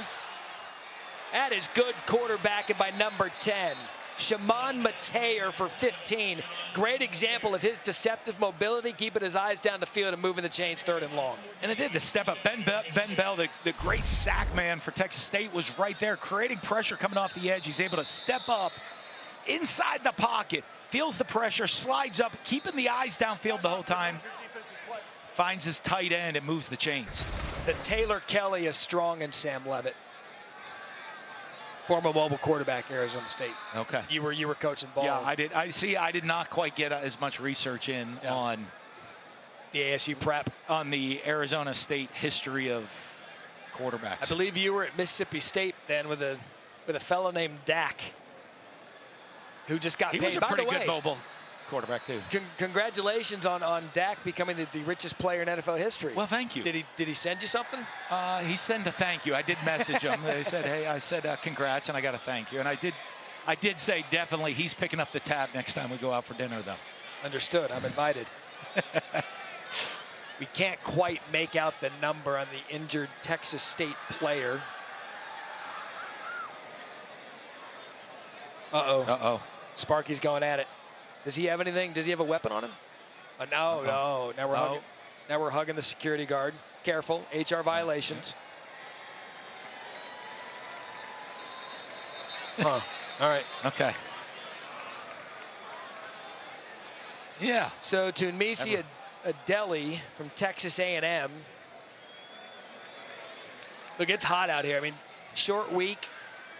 Electrolytes low. Cramps will be a thing here in the second half to watch. He's had a good night. I've been impressed with the rotating of the defensive linemen at Texas State, the depth they have up front, and the rotating these guys in to stop this great running attack of Arizona State. This is a real football team. This player hustles to get off for Texas State. I don't know that he did in time. The officials missed it. Didn't throw the flag. Taking a shot downfield to Tyson.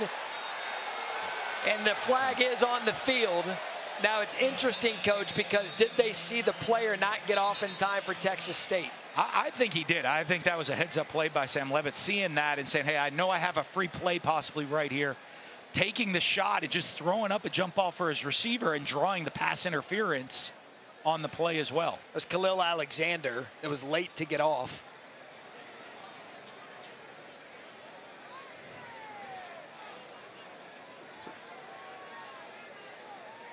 There are 2 fouls on the defense. Substitution infraction. Defense, 12 players. That penalty is declined. Pass interference. Defense, number 19. That 15-yard penalty will be enforced. Automatic first down. So there you go, Coach. Heady play. I think he felt that here. I think maybe they had the play call. You see him peeking, realizing I might have a free play. And I'll tell you what, I've been impressed with Jordan Tyson. His speed, they talked to him, his playmaking ability.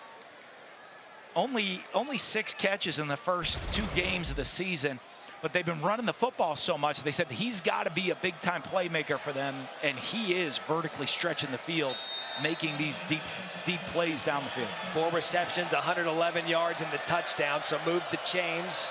Sun Devils first down off the penalty in Texas State territory. They're going to try Scadaboo again. They're going to try to get him going at some point.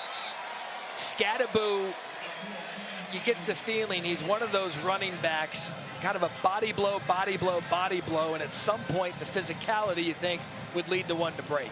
Absolutely, and that's his mindset. He's, you see, he's not trying to dance around or make something happen that's not there. He's still going to lower his pads, run, and get a tough couple of yards and hope that it's going to open up the rest of the offense. So now we see Raleek Brown, his first action of the season, played a little bit in the first half. The talented 5-star transfer from USC. 2nd and 8. Mateer in motion. The toss to Raleek. Tries to get to the corner. And this defensive staff told us mission number 1, stopping the run. And it's been mission accomplished. Absolutely, all night long. And you know that's your play in this team, the veteran offensive line. They want to be physical and stop the run all night long, and they've done it. I think everybody comes in and wants to stop the run, but no one's had success in the first 2 games against Arizona State. This is another situation here where the decision's already been made on what play call this is and what you're going to do on 4th down.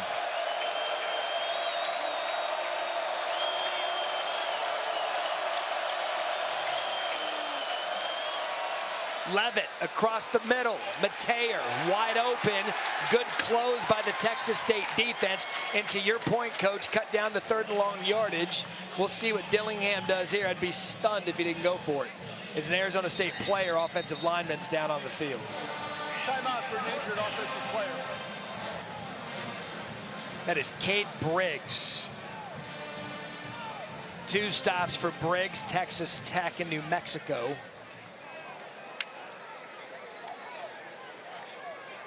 But as we've talked about in these situations,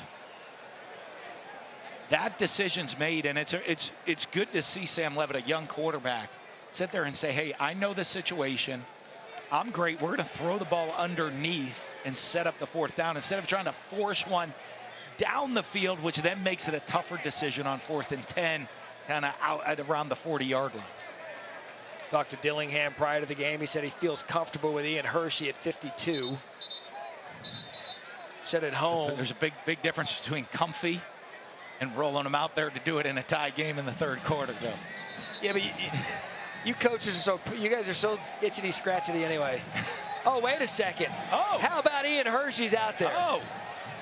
Have you little You said it. He's going to be right there. At 52. 51 and a half. 51 and a hook. Dillingham knows. Career long 47. Can Hershey get that here with a 52-yarder? Officially 51. Clean snap. Kick on the way. No good. And Texas State holds on defense.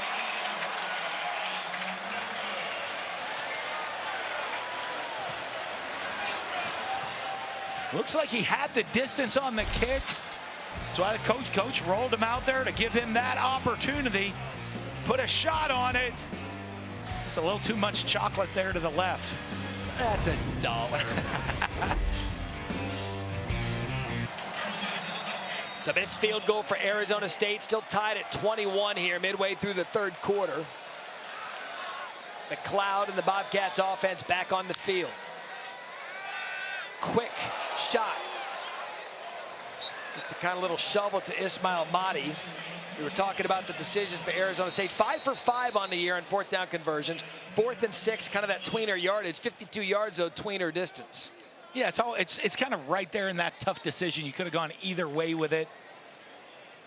Coach Dillingham elects to go with the field goal. I'm okay with that. You know, it's a toss-up either way. You see Keyshawn Elliott's lid came off. He has to exit to get that fixed. Piaseyu in his place. So gain of 4 on 1st, 2nd and 6.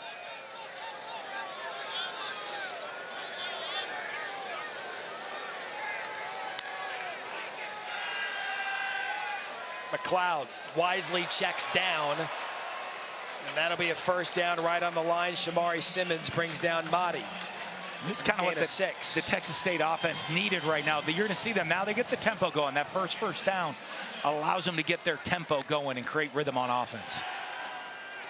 McLeod taking a shot. Kriston Jr. overthrows him. Had Keith Abney the 2nd by a step. Let's go down to Harry. Yeah, guys, Kenny Dillingham has been slowly but surely encouraging his defense throughout this game. When the defense was struggling there in the 1st half, he told them just keep executing. We'll be okay. When they came off the field during their last possession, he emphasized that they have got their rhythm. He said no more points, and we're going to win this game. Harry, thank you. For a while, it looked bleak. 21-7, 3 consecutive touchdowns for the Bobcats. 2nd and 10, McLeod. Quick shot to the right. Incomplete. That's Bo Sparks had one of the touchdowns in the 1st half and a gain of 6. And you just see both defenses have really settled in here in the 2nd half from a high-scoring 1st half to really keeping the other team from getting into the rhythm and doing what they want to do offensively.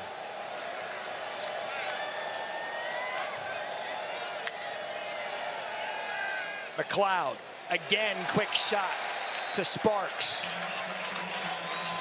Abney brings him down 6 yards. Now a little bit of that tempo and 1st down yardage we saw in the 1st half. And let's see if they can get it going. That's where they've had their most success, when they're going fast offensively.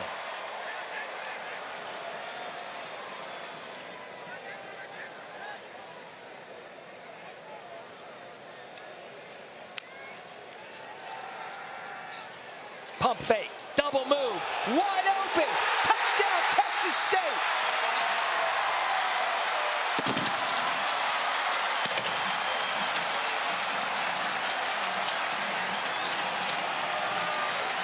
Jaden Williams for 44 yards. And it was as if they set it up with the last two plays, the quick outs, the double move, and now the touchdown. Yeah, the quick outs gets the DBs to sit down, jump things, think you're getting the ball out of the hands quick. Great job by Jordan McCloud. He hung in there. He took a hit as he was making this throw. And that's made jumpstart this offense in the second half. So Justin Watley was there with the pressure, and as you said, he hung in and delivered a strike to Jaden Williams, the Boston College transfer. And there had been no points in the third quarter, and now Texas State in a tight ball game regains the lead 28-21. And you just a great job, little pump fake, knows he's going to get hit, hangs in there, makes the throw, keeps it to the outside. Great job. And the Texas State, I'll tell you what, they have some weapons on the perimeter. Watch this, you know you're going to get hit, but you got to hang in there, make that throw. Jordan McCloud does it for his 4th touchdown pass of the night. He's trying to get that Sun Belt Player of the Week 2 weeks in a row right now. He's well on his way against Arizona State, who's been a really good defense to start the season. We detailed that. McCloud on that drive, 5 of 6, 66 yards in the touchdown. If we've learned anything tonight, when one team strikes, the other one comes back, is Jake Smith at the goal line to receive the kick.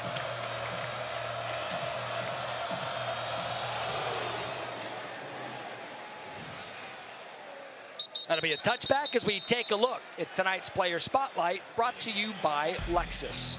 And no surprise, it's the quarterback, Jordan McCloud. Those numbers, Coach, those are solid. His accuracy of what he's been able to do, managing the offense, his decision-making, not putting the ball in danger. When he's had pressure, he stood in there and made throws. He's extended plays with his legs, keeping his eyes downfield, extended drives, scrambling for first downs. He has lived up to the billing of what we've expected to see from him tonight. Accounted for 4 touchdowns a week ago against UTSA in the big rivalry win. He's got 4 again tonight, all through the air. Levitt, the Sun Devils, set up shop. Quick out route, similar to what we just saw at Texas State.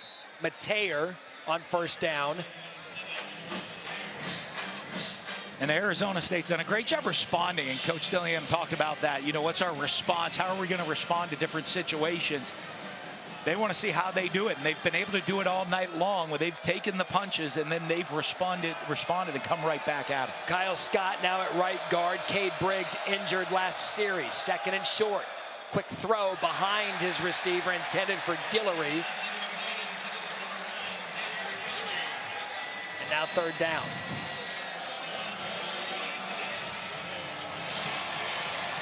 Look, it's almost as if Arizona State knows the run game is not there. Yeah, they're putting a lot on him.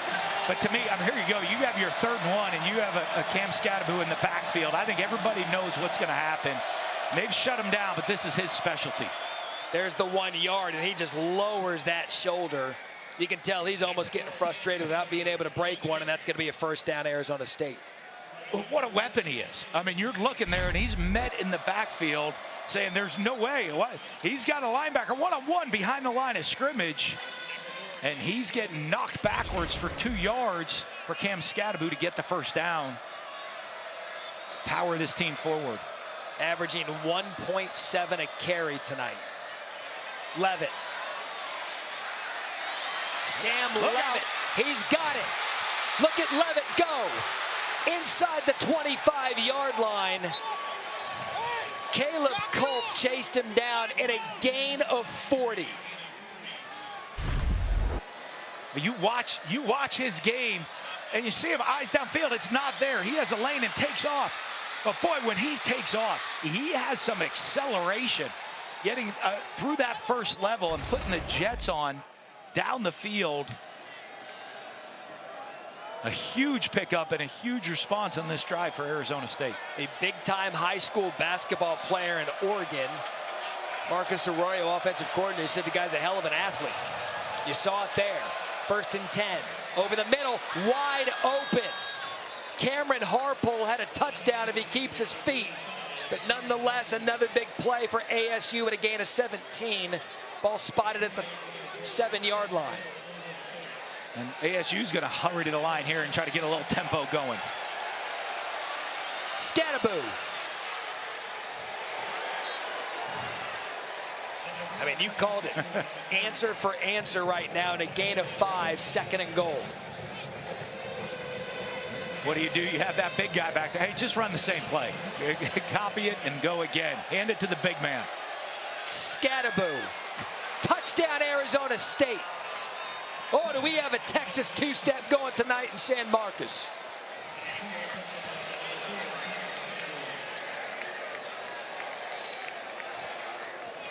And Scatterboo with a little Texas two-step there in the backfield, Matt, making somebody miss and then lowering the pads, running people over to get into the end zone. I mean, I'm just telling you, this guy runs with bad intentions in mind. It's not about the yards, it's about the physicality. 7 plays, 75 yards. Ian Hershey on for the extra point.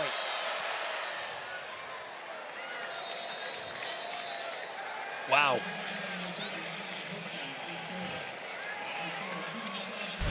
That was a great response by Arizona State. But look, watch Scatterboo. I mean, there's a guy right there in the backfield. Make the first guy miss. Slide arms aren't going to bring him down. He's going to power his way into the end zone. What a great response by Kenny Dillingham's team. Coming back every time. This is a heavyweight fight, back and forth, back and forth.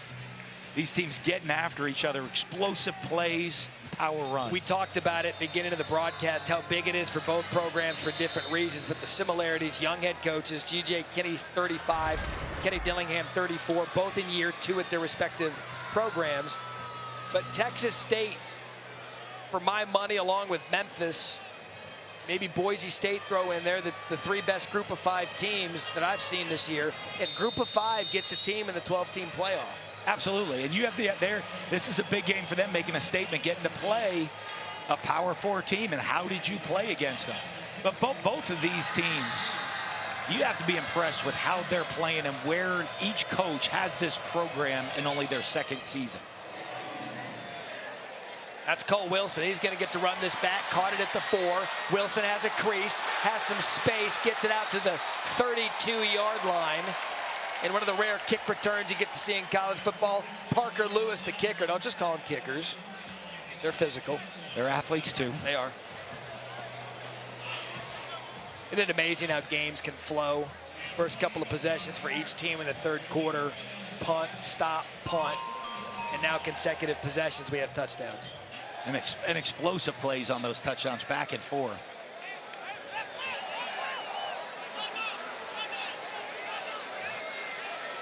So back comes McLeod. That's an option look. And Arizona State right on it. Joey Hobart, the carry. Shamari Simmons, first man there. And Shamari Simmons is having a night. You're watching him fill runs on the perimeter. And there's so much to it. Not just making the tackle in the open space, but keeping your leverage. Fitting the run against the receiver in a block every time they come at you. See him coming off. Hutchinson Community College transfer. McLeod deep, overthrows his receiver. That intended for Jaden Williams, who's had a big night. 2 touchdowns for him.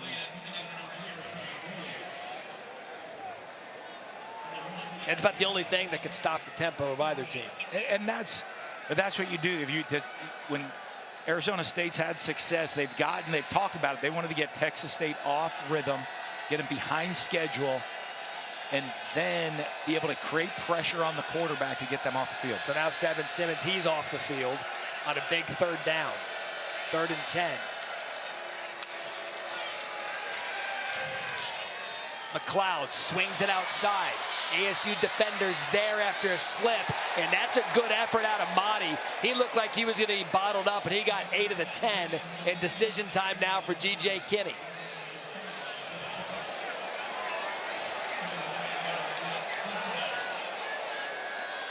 Looks like they're going to go. Converted on a 4th down in the 1st quarter. Jump-started a drive that led to a touchdown.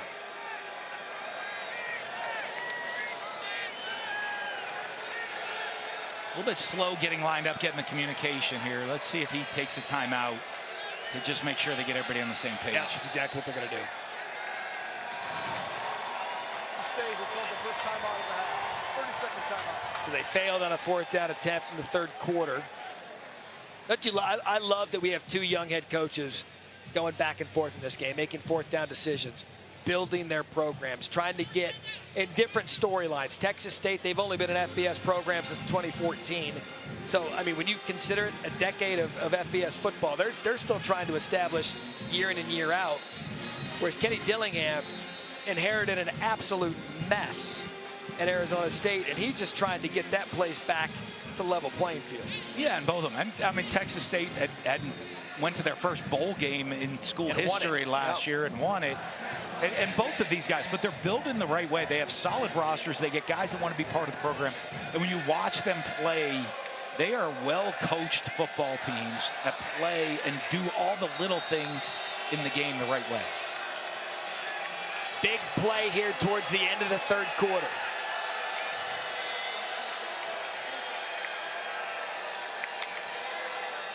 McLeod to throw. Here comes the backside pressure. He gets it off, and that's Hobart with the hurdle. Joey Hobart.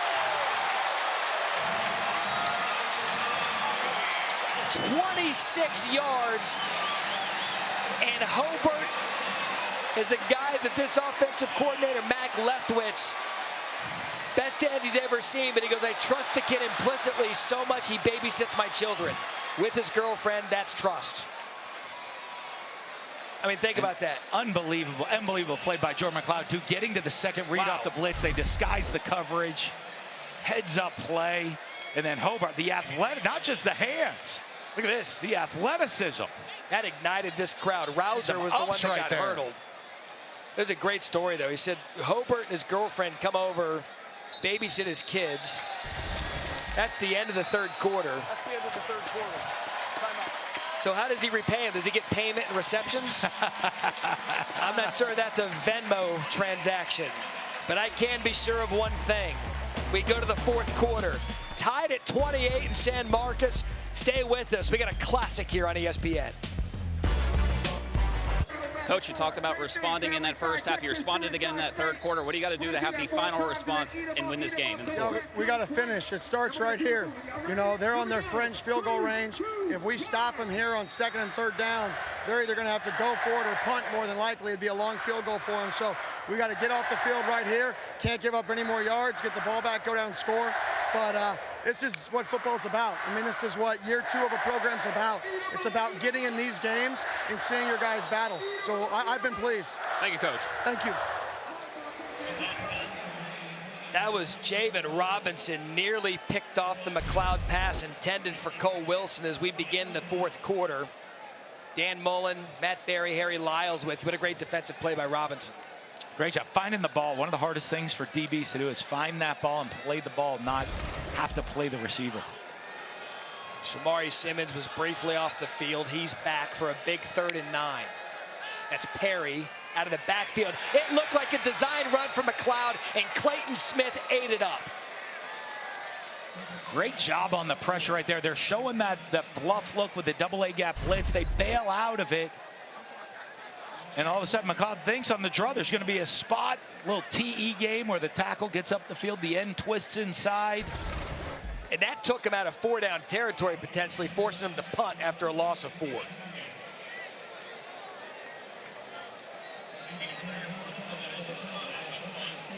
So Melquan Stovall deep to receive the punt of David Nunez, his first of the night.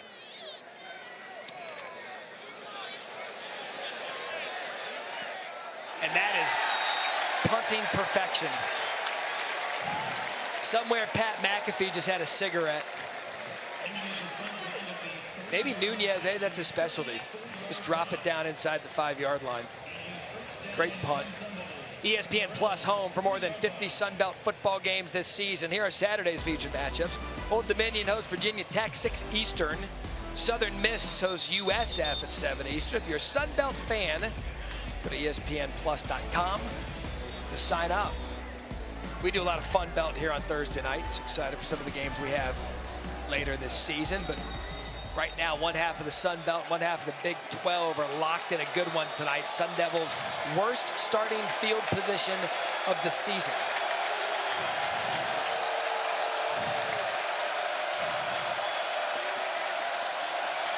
Levitt checks.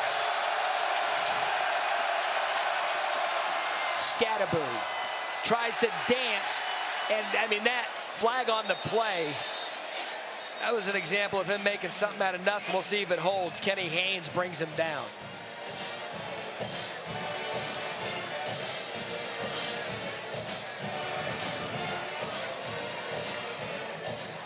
Holding, offense, number 65. Half the distance of the goal, first down. That's Josh Atkins. Hawaii and Houston transfer. Yeah, and they're in the backed up back in here. We see that backer filling on the cross blitz. Yeah. Knocked him, created the contact, kind of got him off balance, and he grabbed and held on. They're right in this closed end of the stadium in front of the students and the band.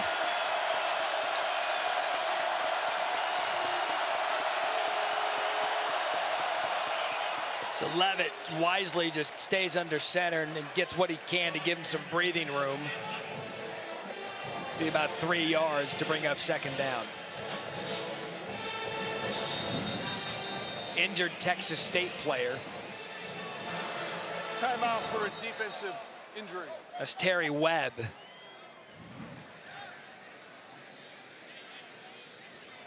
So Webb's on the turf. And we'll step aside while they take a look at him. Arizona State ball, start of the fourth quarter. Tied at 28. Fourth quarter, 13-30. And ASU pinned deep. 2nd and 9.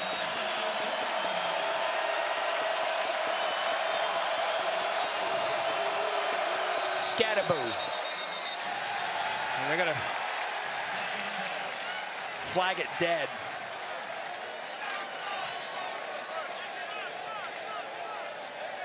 False start. Offense number 79. Half the distance to the goal. Second down. That's going to encourage these students, Matt, to get a little louder right now. That's Fatanu. 2,789 career snaps coming in. That's the anchor of your offensive line. ASU not making it easy on themselves. 2 tight ends set, 2nd and 11.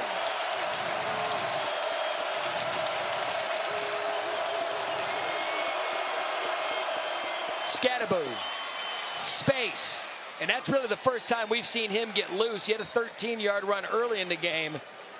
Scatterbury there up the middle and breathing room, gain of 9. Now you get a 3rd and short.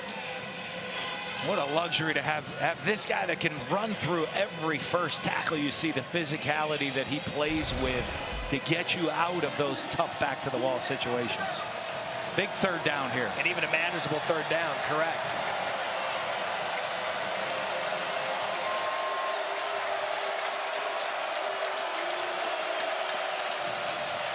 Levitt, quick shot out of the backfield. That's Scatterbury. He's going to get the first down. Chris Mills on the tackle. What an escape for Arizona State in a gain of 8. And what do you do in a big moment of the game? You go to your go-to guy. That was a designed swing screen. You saw the receiver block down the field. You see he's trying to, Levitt trying to hold the defender and then just flips it right out to Scatterbury. Get it to your best players in the big moments of the game. First time tonight we've seen Kyson Brown in the backfield, Lancaster, Texas.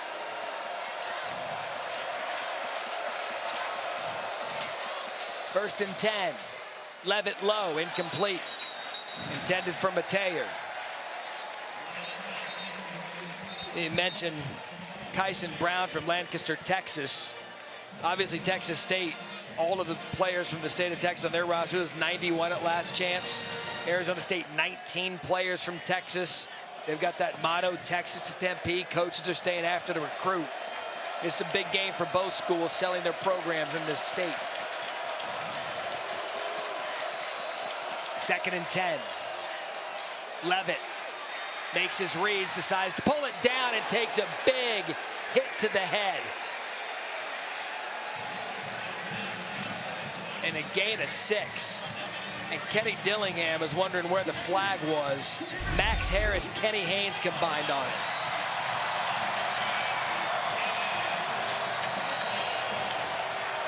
I don't know if we saw much there. They might take a look at it. Play is under further review for targeting. Timer, please reset the game clock to 11:20. All right, so Matt Austin, our rules analyst, with us tonight. Matt, we thought we had a targeting earlier, didn't get it. I was surprised they didn't throw the flag on this play. What do you see in the hit on Levitt? Well, I do think they're going to have targeting on this one. We got the same kind of body position. The tackler comes in with an attack. He lowers his head. And from my viewpoint, it sure looks like he puts the crown of the helmet right in the ear hole of the quarterback.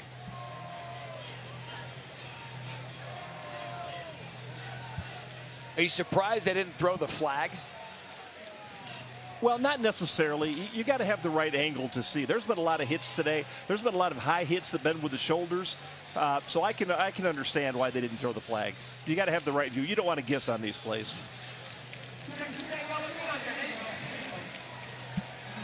And to be clear, too, Levitt, you know, he had a slide last week that was ruled.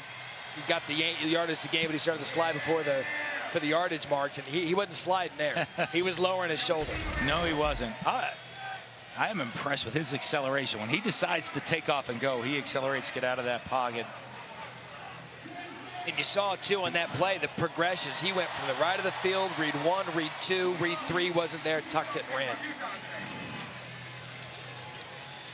This is interesting because we thought we had targeting on the first one.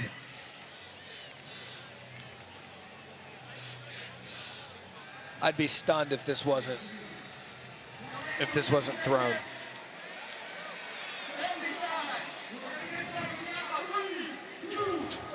After review, it was determined there was targeting with the front of the helmet on number 2 of the defense. That 15-yard penalty will be enforced from the end of the run. Number 2 is disqualified. So that's Max Harris. He's had a big night tonight. 3 solo tackles, 6 tackles, and now out for targeting. In a drive that started at Arizona State's 1. Now, because of the penalty and a couple of first down conversions, has made its way to the 40.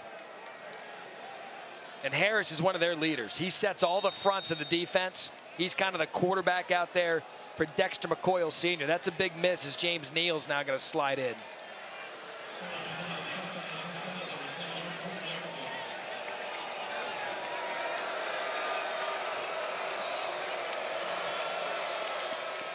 Scatterboo, still nothing. Bryce Bass. They've done a fabulous job of trying to take him out of this game. But I'm impressed in this game. If you are Arizona State, it's okay. He's going to eventually wear the defense down. Don't get away from what you do. Stick with it and let him keep throwing those body punches on this defense.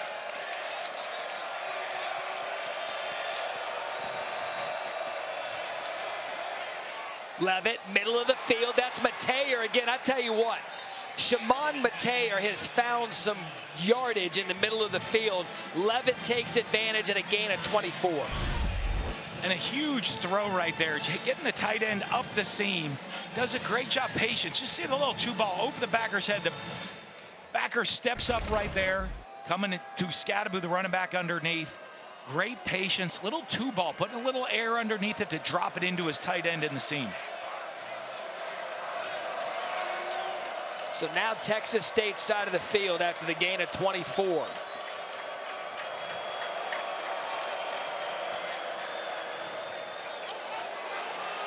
Levitt downfield. Incomplete. That is good defense. Chris Mills went step for step with Xavier Guillory, and it's going to fall incomplete, second down. Great patience, not getting himself in trouble. Seeing the hands go up, playing through the hands to strip the ball out and finishing the play. That was a great route, great throw by Levitt, but even better defense. That was good on good on good. Everybody executed Love good there. ball. It is, love right? good ball. Just to celebrate that play, now 2nd and 10. Raleek Brown back in the backfield. Levitt to throw, outside, incomplete. Intended for the tight end, Mateer, covered by Darius Jackson. It's an interesting part of the field. Remember last time they were here, they had a 4th down, tried the long field goal and didn't make it. So right now, are you trying to get into field goal range here with this, or get the first, or are you going with a 2-down situation? As it stands right now, it'd be a 53-yarder. He missed from 51, did Hershey.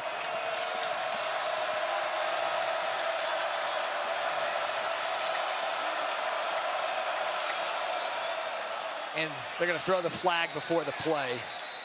Looks like a legal formation is what the line judge was calling.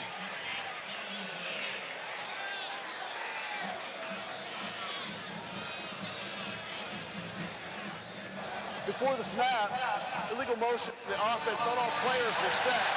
5-yard penalty, 3rd down. So you do all this work, you start at the 1, you're moving the ball, and now you're just self-inflicted wounds, coach, on penalties when you're trying to make a decision now, 3rd and 15. Yeah, and that was a big one. You saw them, they were going with the run to kind of make it a tough decision really on the head coach right there. You go in or field goal. Now it's a little bigger decision to try to get this ball into field goal range. 3rd penalty on the drive. Levitt pressured, and the pressure caused the low throw to Scadaboo. Ben Bell was there. And at this point, you try to pin him deep. Yeah, it's a great job. And Texas State, they've been coming at him all night long. Got the corner pressure. They brought pressure up the middle, pressure off the outside. Just see Bell, the great pass rusher, getting a piece of his arm right there to affect the throw. And now this game's had it all, from offensive battles to defensive battle. Now it's become a field position battle, trying to punt and flip the field and pin them in deep. Battle of the punters. We saw Texas State put it at the 1. Now it's Canyon Floyd's turn. After the drive that started, I mean, impressive yardage to flip it, but now Floyd.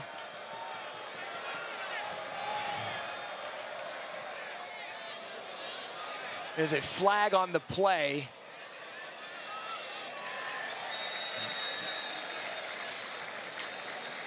None of the one. They're going to return the favor down. Well, you want to celebrate the punt. We got to see what the penalty is.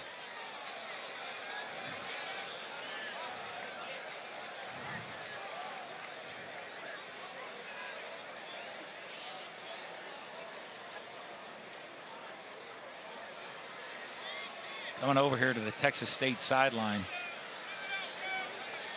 Which would make you think it's on Arizona State. I mean, if you're a GJ, you have to make them re-kick that. You want to try to see if they can make a mistake, not take the ball at the 1, unless they can add it on to the end of the kick.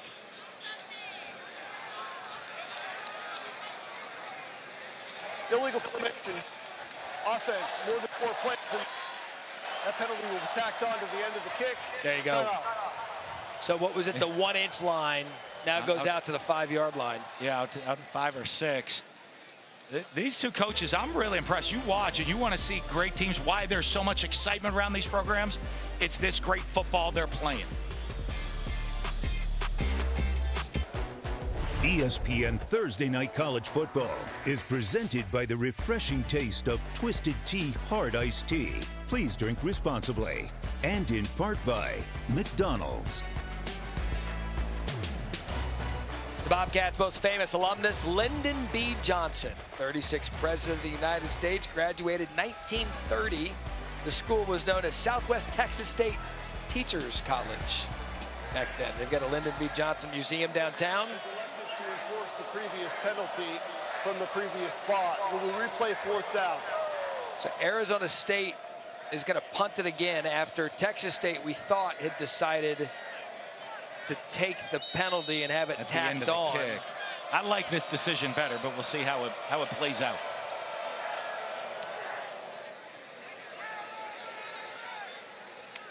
So I'm going to bring in our rules analyst, Matt Austin. So Matt, why is a coach allowed to change his mind during a break?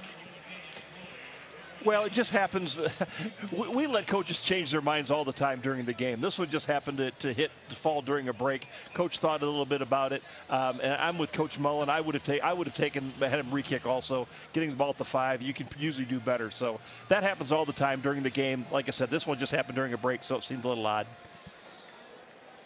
All right, so G.J. Kinney gets a breakfast bowl. Yeah. You know, I like that decision. And, you know, as Matt knows, I mean, the officials are always giving love to us coaches and letting us fix our mistakes. It's a difference of 5 yards. Ismail Mahdi in the backfield. That's who they give it to on first down. Mahdi creases one up the middle. The ball's on the turf. Arizona State recovers. The ruling on the field is a fumble recovered by the defense. First down, Arizona State. What a moment for ASU. Justin Watley falls on it, and Ismail Mahdi coughs it up deep in his own territory. What a great job going in there, stripping the ball in the tackle. Great effort. Great things happen to people that run to the football. You see guys race into the football. Guess who? Shamari Simmons. He's having a night. But we thought maybe it's going to be the defenses have looked different, but can a big defensive play be a turning point in this game? And this might be the turning point of the game, creating that turnover. We could write a thesis to add to the Lyndon B. Johnson library on the things this game has seen. So 1st and 10. Here comes ASU. There goes Skattebo. Skattebo big. First down. Gain of 11. And Coach, you mentioned it. You keep feeding 4, and eventually, potentially, the dam will break. Yeah, and you know, it hasn't been the big openings and the big runs we've seen him make, but it's the body blows continually wear down a defense, and the great job of sticking with it, and it's starting to pay dividends here as he gets stronger as the game goes on. So 1st and 10, they give to Skattebo again.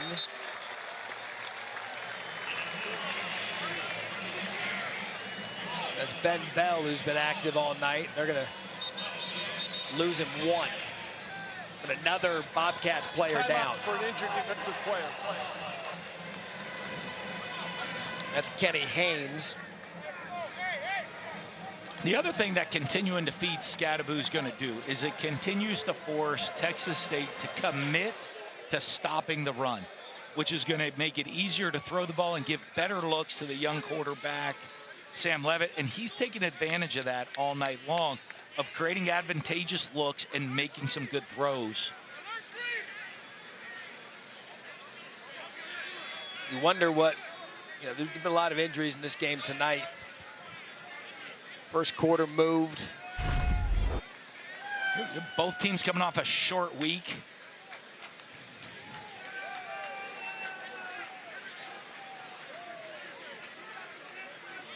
You see him kind of roll up there at the end, grabbing his calf. Both teams coming off a short week, and both haven't had big games last week. Arizona State playing late against Mississippi State, and a huge win at home. And Texas State with their big rivalry game here against UTSA that they came away with the win on. And it's hot. It was hot in Tempe. It's hot out here. You don't want to speculate on injuries, broadcasting 101, but when you see him stretching that calf out this time of night, short work week. It's a dry heat, though, right? Cramps. Is this a dry heat or no? Not as much They here. get a speck of humidity here in the great state of Texas. And Arizona, though, it's like a hair dryer. It's perfect. You can't make it hot enough. I mean, you can, but living in Bristol, Connecticut now, I won't complain. The 2nd and 11.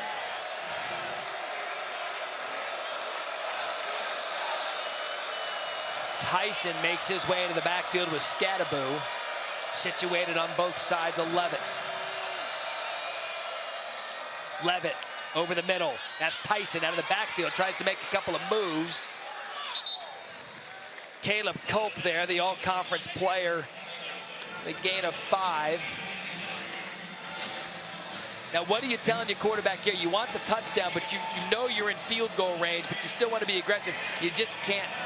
Yeah, you have to be, and you see him there checking him down. Great call with hiding Tyson in the backfield, coming out of the backfield to run the option route. Just running a similar play, disguising a look with an option route to your wide receiver. But here, you have to look and you know, hey, we can still get a first down. It doesn't have to be in the end zone right now. Scadaboo motions out. 3rd and 6. Across the middle, it's caught. Can he make a man miss? Tyson is going to be, oh, this is going to be close. So he is going to be shy of the first down. Traylon Payne. And Kenny's going to trot out the field goal team. Yeah, and a great job. I thought he had, I thought he had another option to get the first down. But again, a good accurate throw gave his receiver a chance to run after the catch. Tough decision here. 4th down, though, you take the points. Too many people don't want to take points. Take the points, take the lead here late in the 4th quarter. 22-yarder for Ian Hershey. Clean snap. On the way, it is good. Arizona State regains the lead, 31-21. 31-28, excuse me. So in a game of all touchdowns, Coach, we have our first field goal. And it came off of this turnover. Great effort on the defense. Guys running the ball. Shamari Simmons making the play, creating the turnover. What a return to Thursday night college football on ESPN. San Marcos, Texas, Arizona State, Texas State. Sun Devils clinging to a 3-point lead. 6:29 left in the 3rd quarter. So that ball will go into the end zone for a touchback. And Jordan McLeod's been nothing short of spectacular tonight. Both these teams, Matt, this is what you want to see. We were wondering how good a game it is, where these two teams are as programs. I'll tell you what, these two guys, I love watching great football. Very well coached, great players, great execution, offensively, defensively, and special teams. These teams have put on a show for us tonight. Yeah, don't be fooled by Texas State Sun Belt Group of 5. They're a legitimate team. And they've been fun to watch tonight, especially this quarterback. They get the ball now at the 25. McLeod pulls it out. Quick shot. First down. These are the situations you want to be in. You have a veteran quarterback that's a conference player of the year. He's got the ball down 3, 6 minutes to go in the 4th quarter, and he's got to lead his team on a championship level drive. Jaden Williams, a big night. 4 for 75 and 2 touchdowns. Another quick play fake. That ball's behind the line of scrimmage. And that went from disaster to bad for Hobart.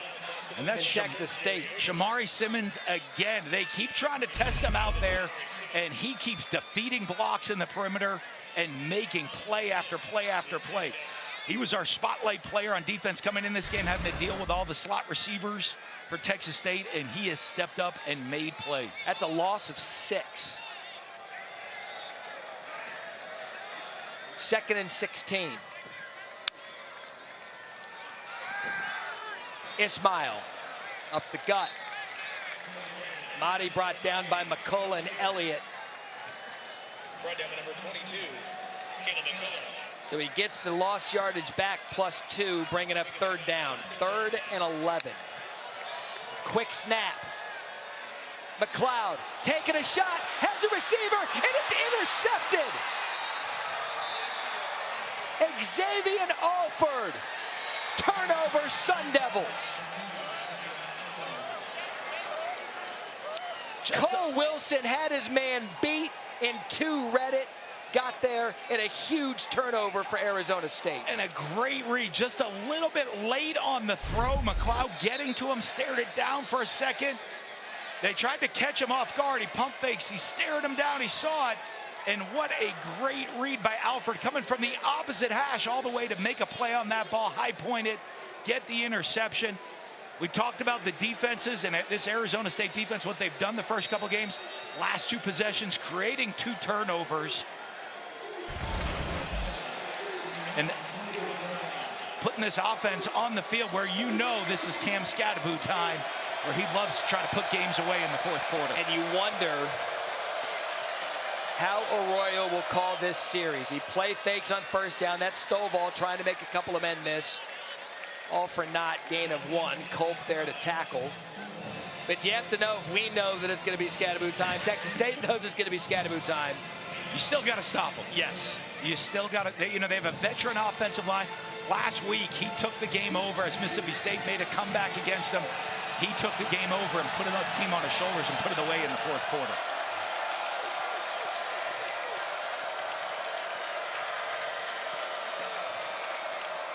And a throw on second down. Great job getting out of the pressure. Levitt's going to keep it as the sideline and slides. So he wisely stays in bounds to keep the clock running. Ben Bell forced the pressure. Not as many yards as it looked because he started the slide, and that's where he's down. You're down where you start the slide right there.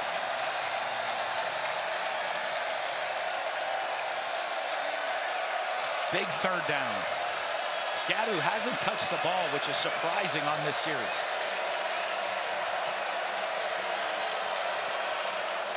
Pressure. Levitt sits in the pocket. Incomplete. That was intended for Stovall. So nothing comes of the turnover for ASU, and Texas State's going to get it back. He got to the right reach. Stovall just spotting right there over the ball.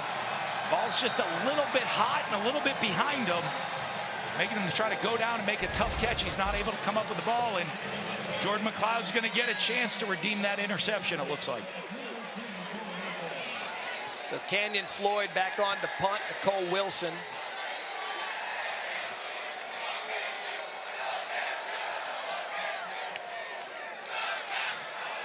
And what a boom from Cannon. And Canyon, Floyd,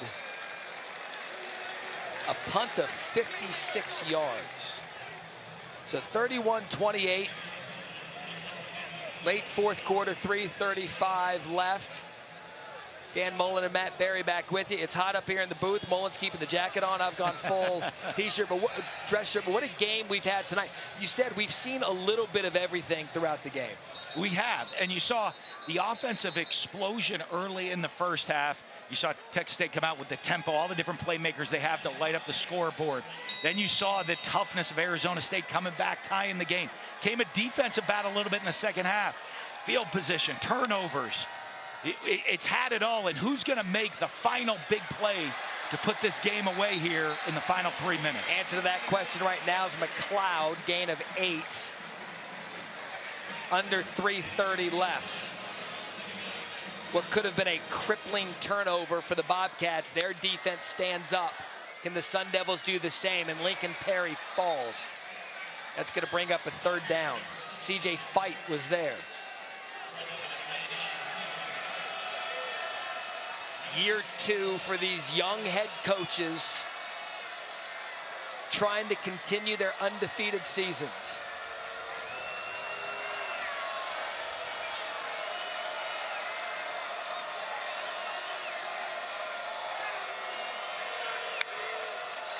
Quick toss to Perry. Arizona State reads it, and another tackle for loss. That is Keyshawn Elliott in a loss of 3. And this defense has responded here in not just the There's an injured Sun Devil down on the field, and for now, Texas State had the offense on the field. Elliott. Officials timeout for an injured player. Elliott read that right from the beginning, sees the toss, shoots the gap. No hesitation right there. Timer, please reset the game clock to 2:26.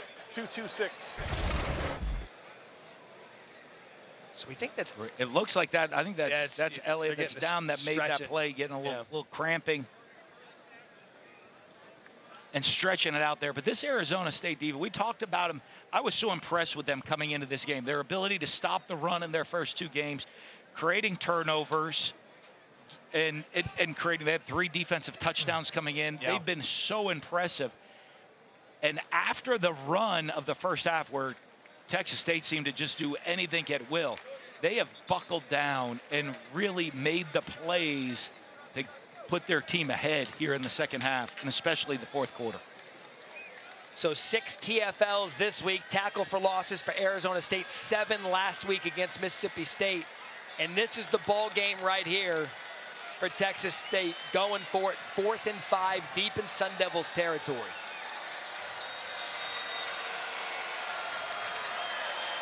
They're back right now. You see them walking everybody up. They're going to show that double A-gap look. See if they stay with the blitz or they jump out. 4th down. McLeod pressured, throws. Incomplete. Arizona State holds. Keith Abney II on Cole Wilson.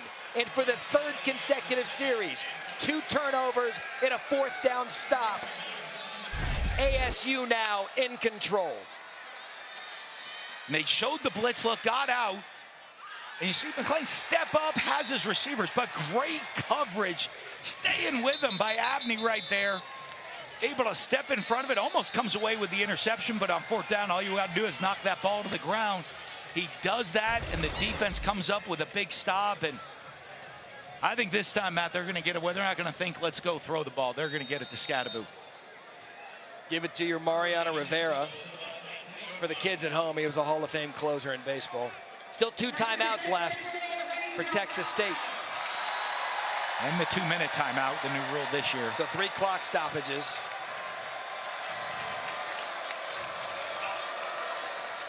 Scadaboo.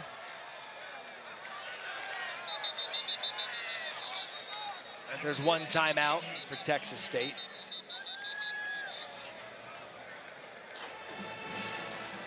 Walk us through the coaching here from both sides.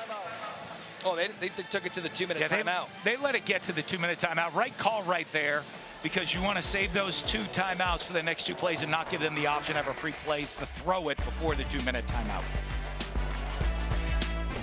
Hey, Scott Van Pelt standing by with SportsCenter when this game is done. We got winners on the way. The Bills are winners in South Florida. Tua injured again. Damian Woody here to break all of that down. We got a preview of UFC 306 from Vegas from the Sphere. All that on the way. This game is getting ready to start. Matt, Dan, back to you. Scotty, thank you. So Texas State going to use one of their final 2 timeouts. Texas State has called their 2nd timeout of the half. 30-second timeout. So Scadaboo, no yards on that one. I mean, the mission here for the Bobcats, hold Arizona State to the field goal. Absolutely, and you look right now in this situation, you're Arizona State. It's 3rd and long. You run, you get them to use their last timeout, and you're held to a field goal. It's a 6-point game. They have time and they get the ball, or do you try to put the game away, maybe everybody committing to the run, a play action pass, try to finish the game, go up, and if it's not there, you throw it away incomplete, and you're letting them keep a timeout for that final drive. What would Dan Mullen call? In this situation right now, I'm going to throw it. I'm trying to score the touchdown, and let's put it away.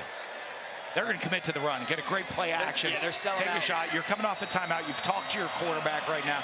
Say, if it's not there, throw it away. We'll kick the field goal, get the points. Let's take a shot and end the game right now.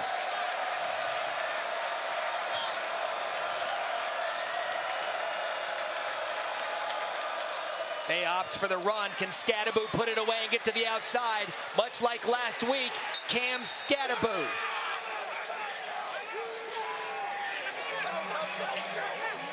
Yes, he can. But that's why you have a Scadaboo. Give him the ball. Let him. He's the closer. And 1st and goal now for ASU. Scadaboo did it last week against Mississippi State on the final drive, and here he comes up big again on 3rd and 8. Yeah, they had him boxed in the inside right there. He bounces it out and shows that he has some speed, not just power. Able to run and finish the run, get the 1st down, and stay in bounds. And that is game, set, Sparky. Cam Scadaboo, for the 2nd week in a row, has won a game for Arizona State. Well, what do you do when the game's on the line? Get it to your best player. They know Scadaboo's the guy, and it goes through him. He delivers. They've been shutting him down all night long. He delivers in the biggest moment, sees the middle all boxed up, bounces to the outside, and ends the game. What a performance from Kenny Dillingham and the Sun Devils. Short week, late game a week ago. Picked to finish dead last in the Big 12. And tonight, they've matched their win total from all of last season to start 3-0. Impressive. I'm impressed with both of these teams and what they've been able to do. This was, we talk about final timeout of the half. 30-second timeout. We like good football. And what we have in this game, we've had good football. You've had offenses executing at a high level and explosiveness. We've had good special teams. We've had defensive stops, and especially Arizona State's defense here in the fourth quarter. Even though they gave up a bunch early, they turned it around in the second half.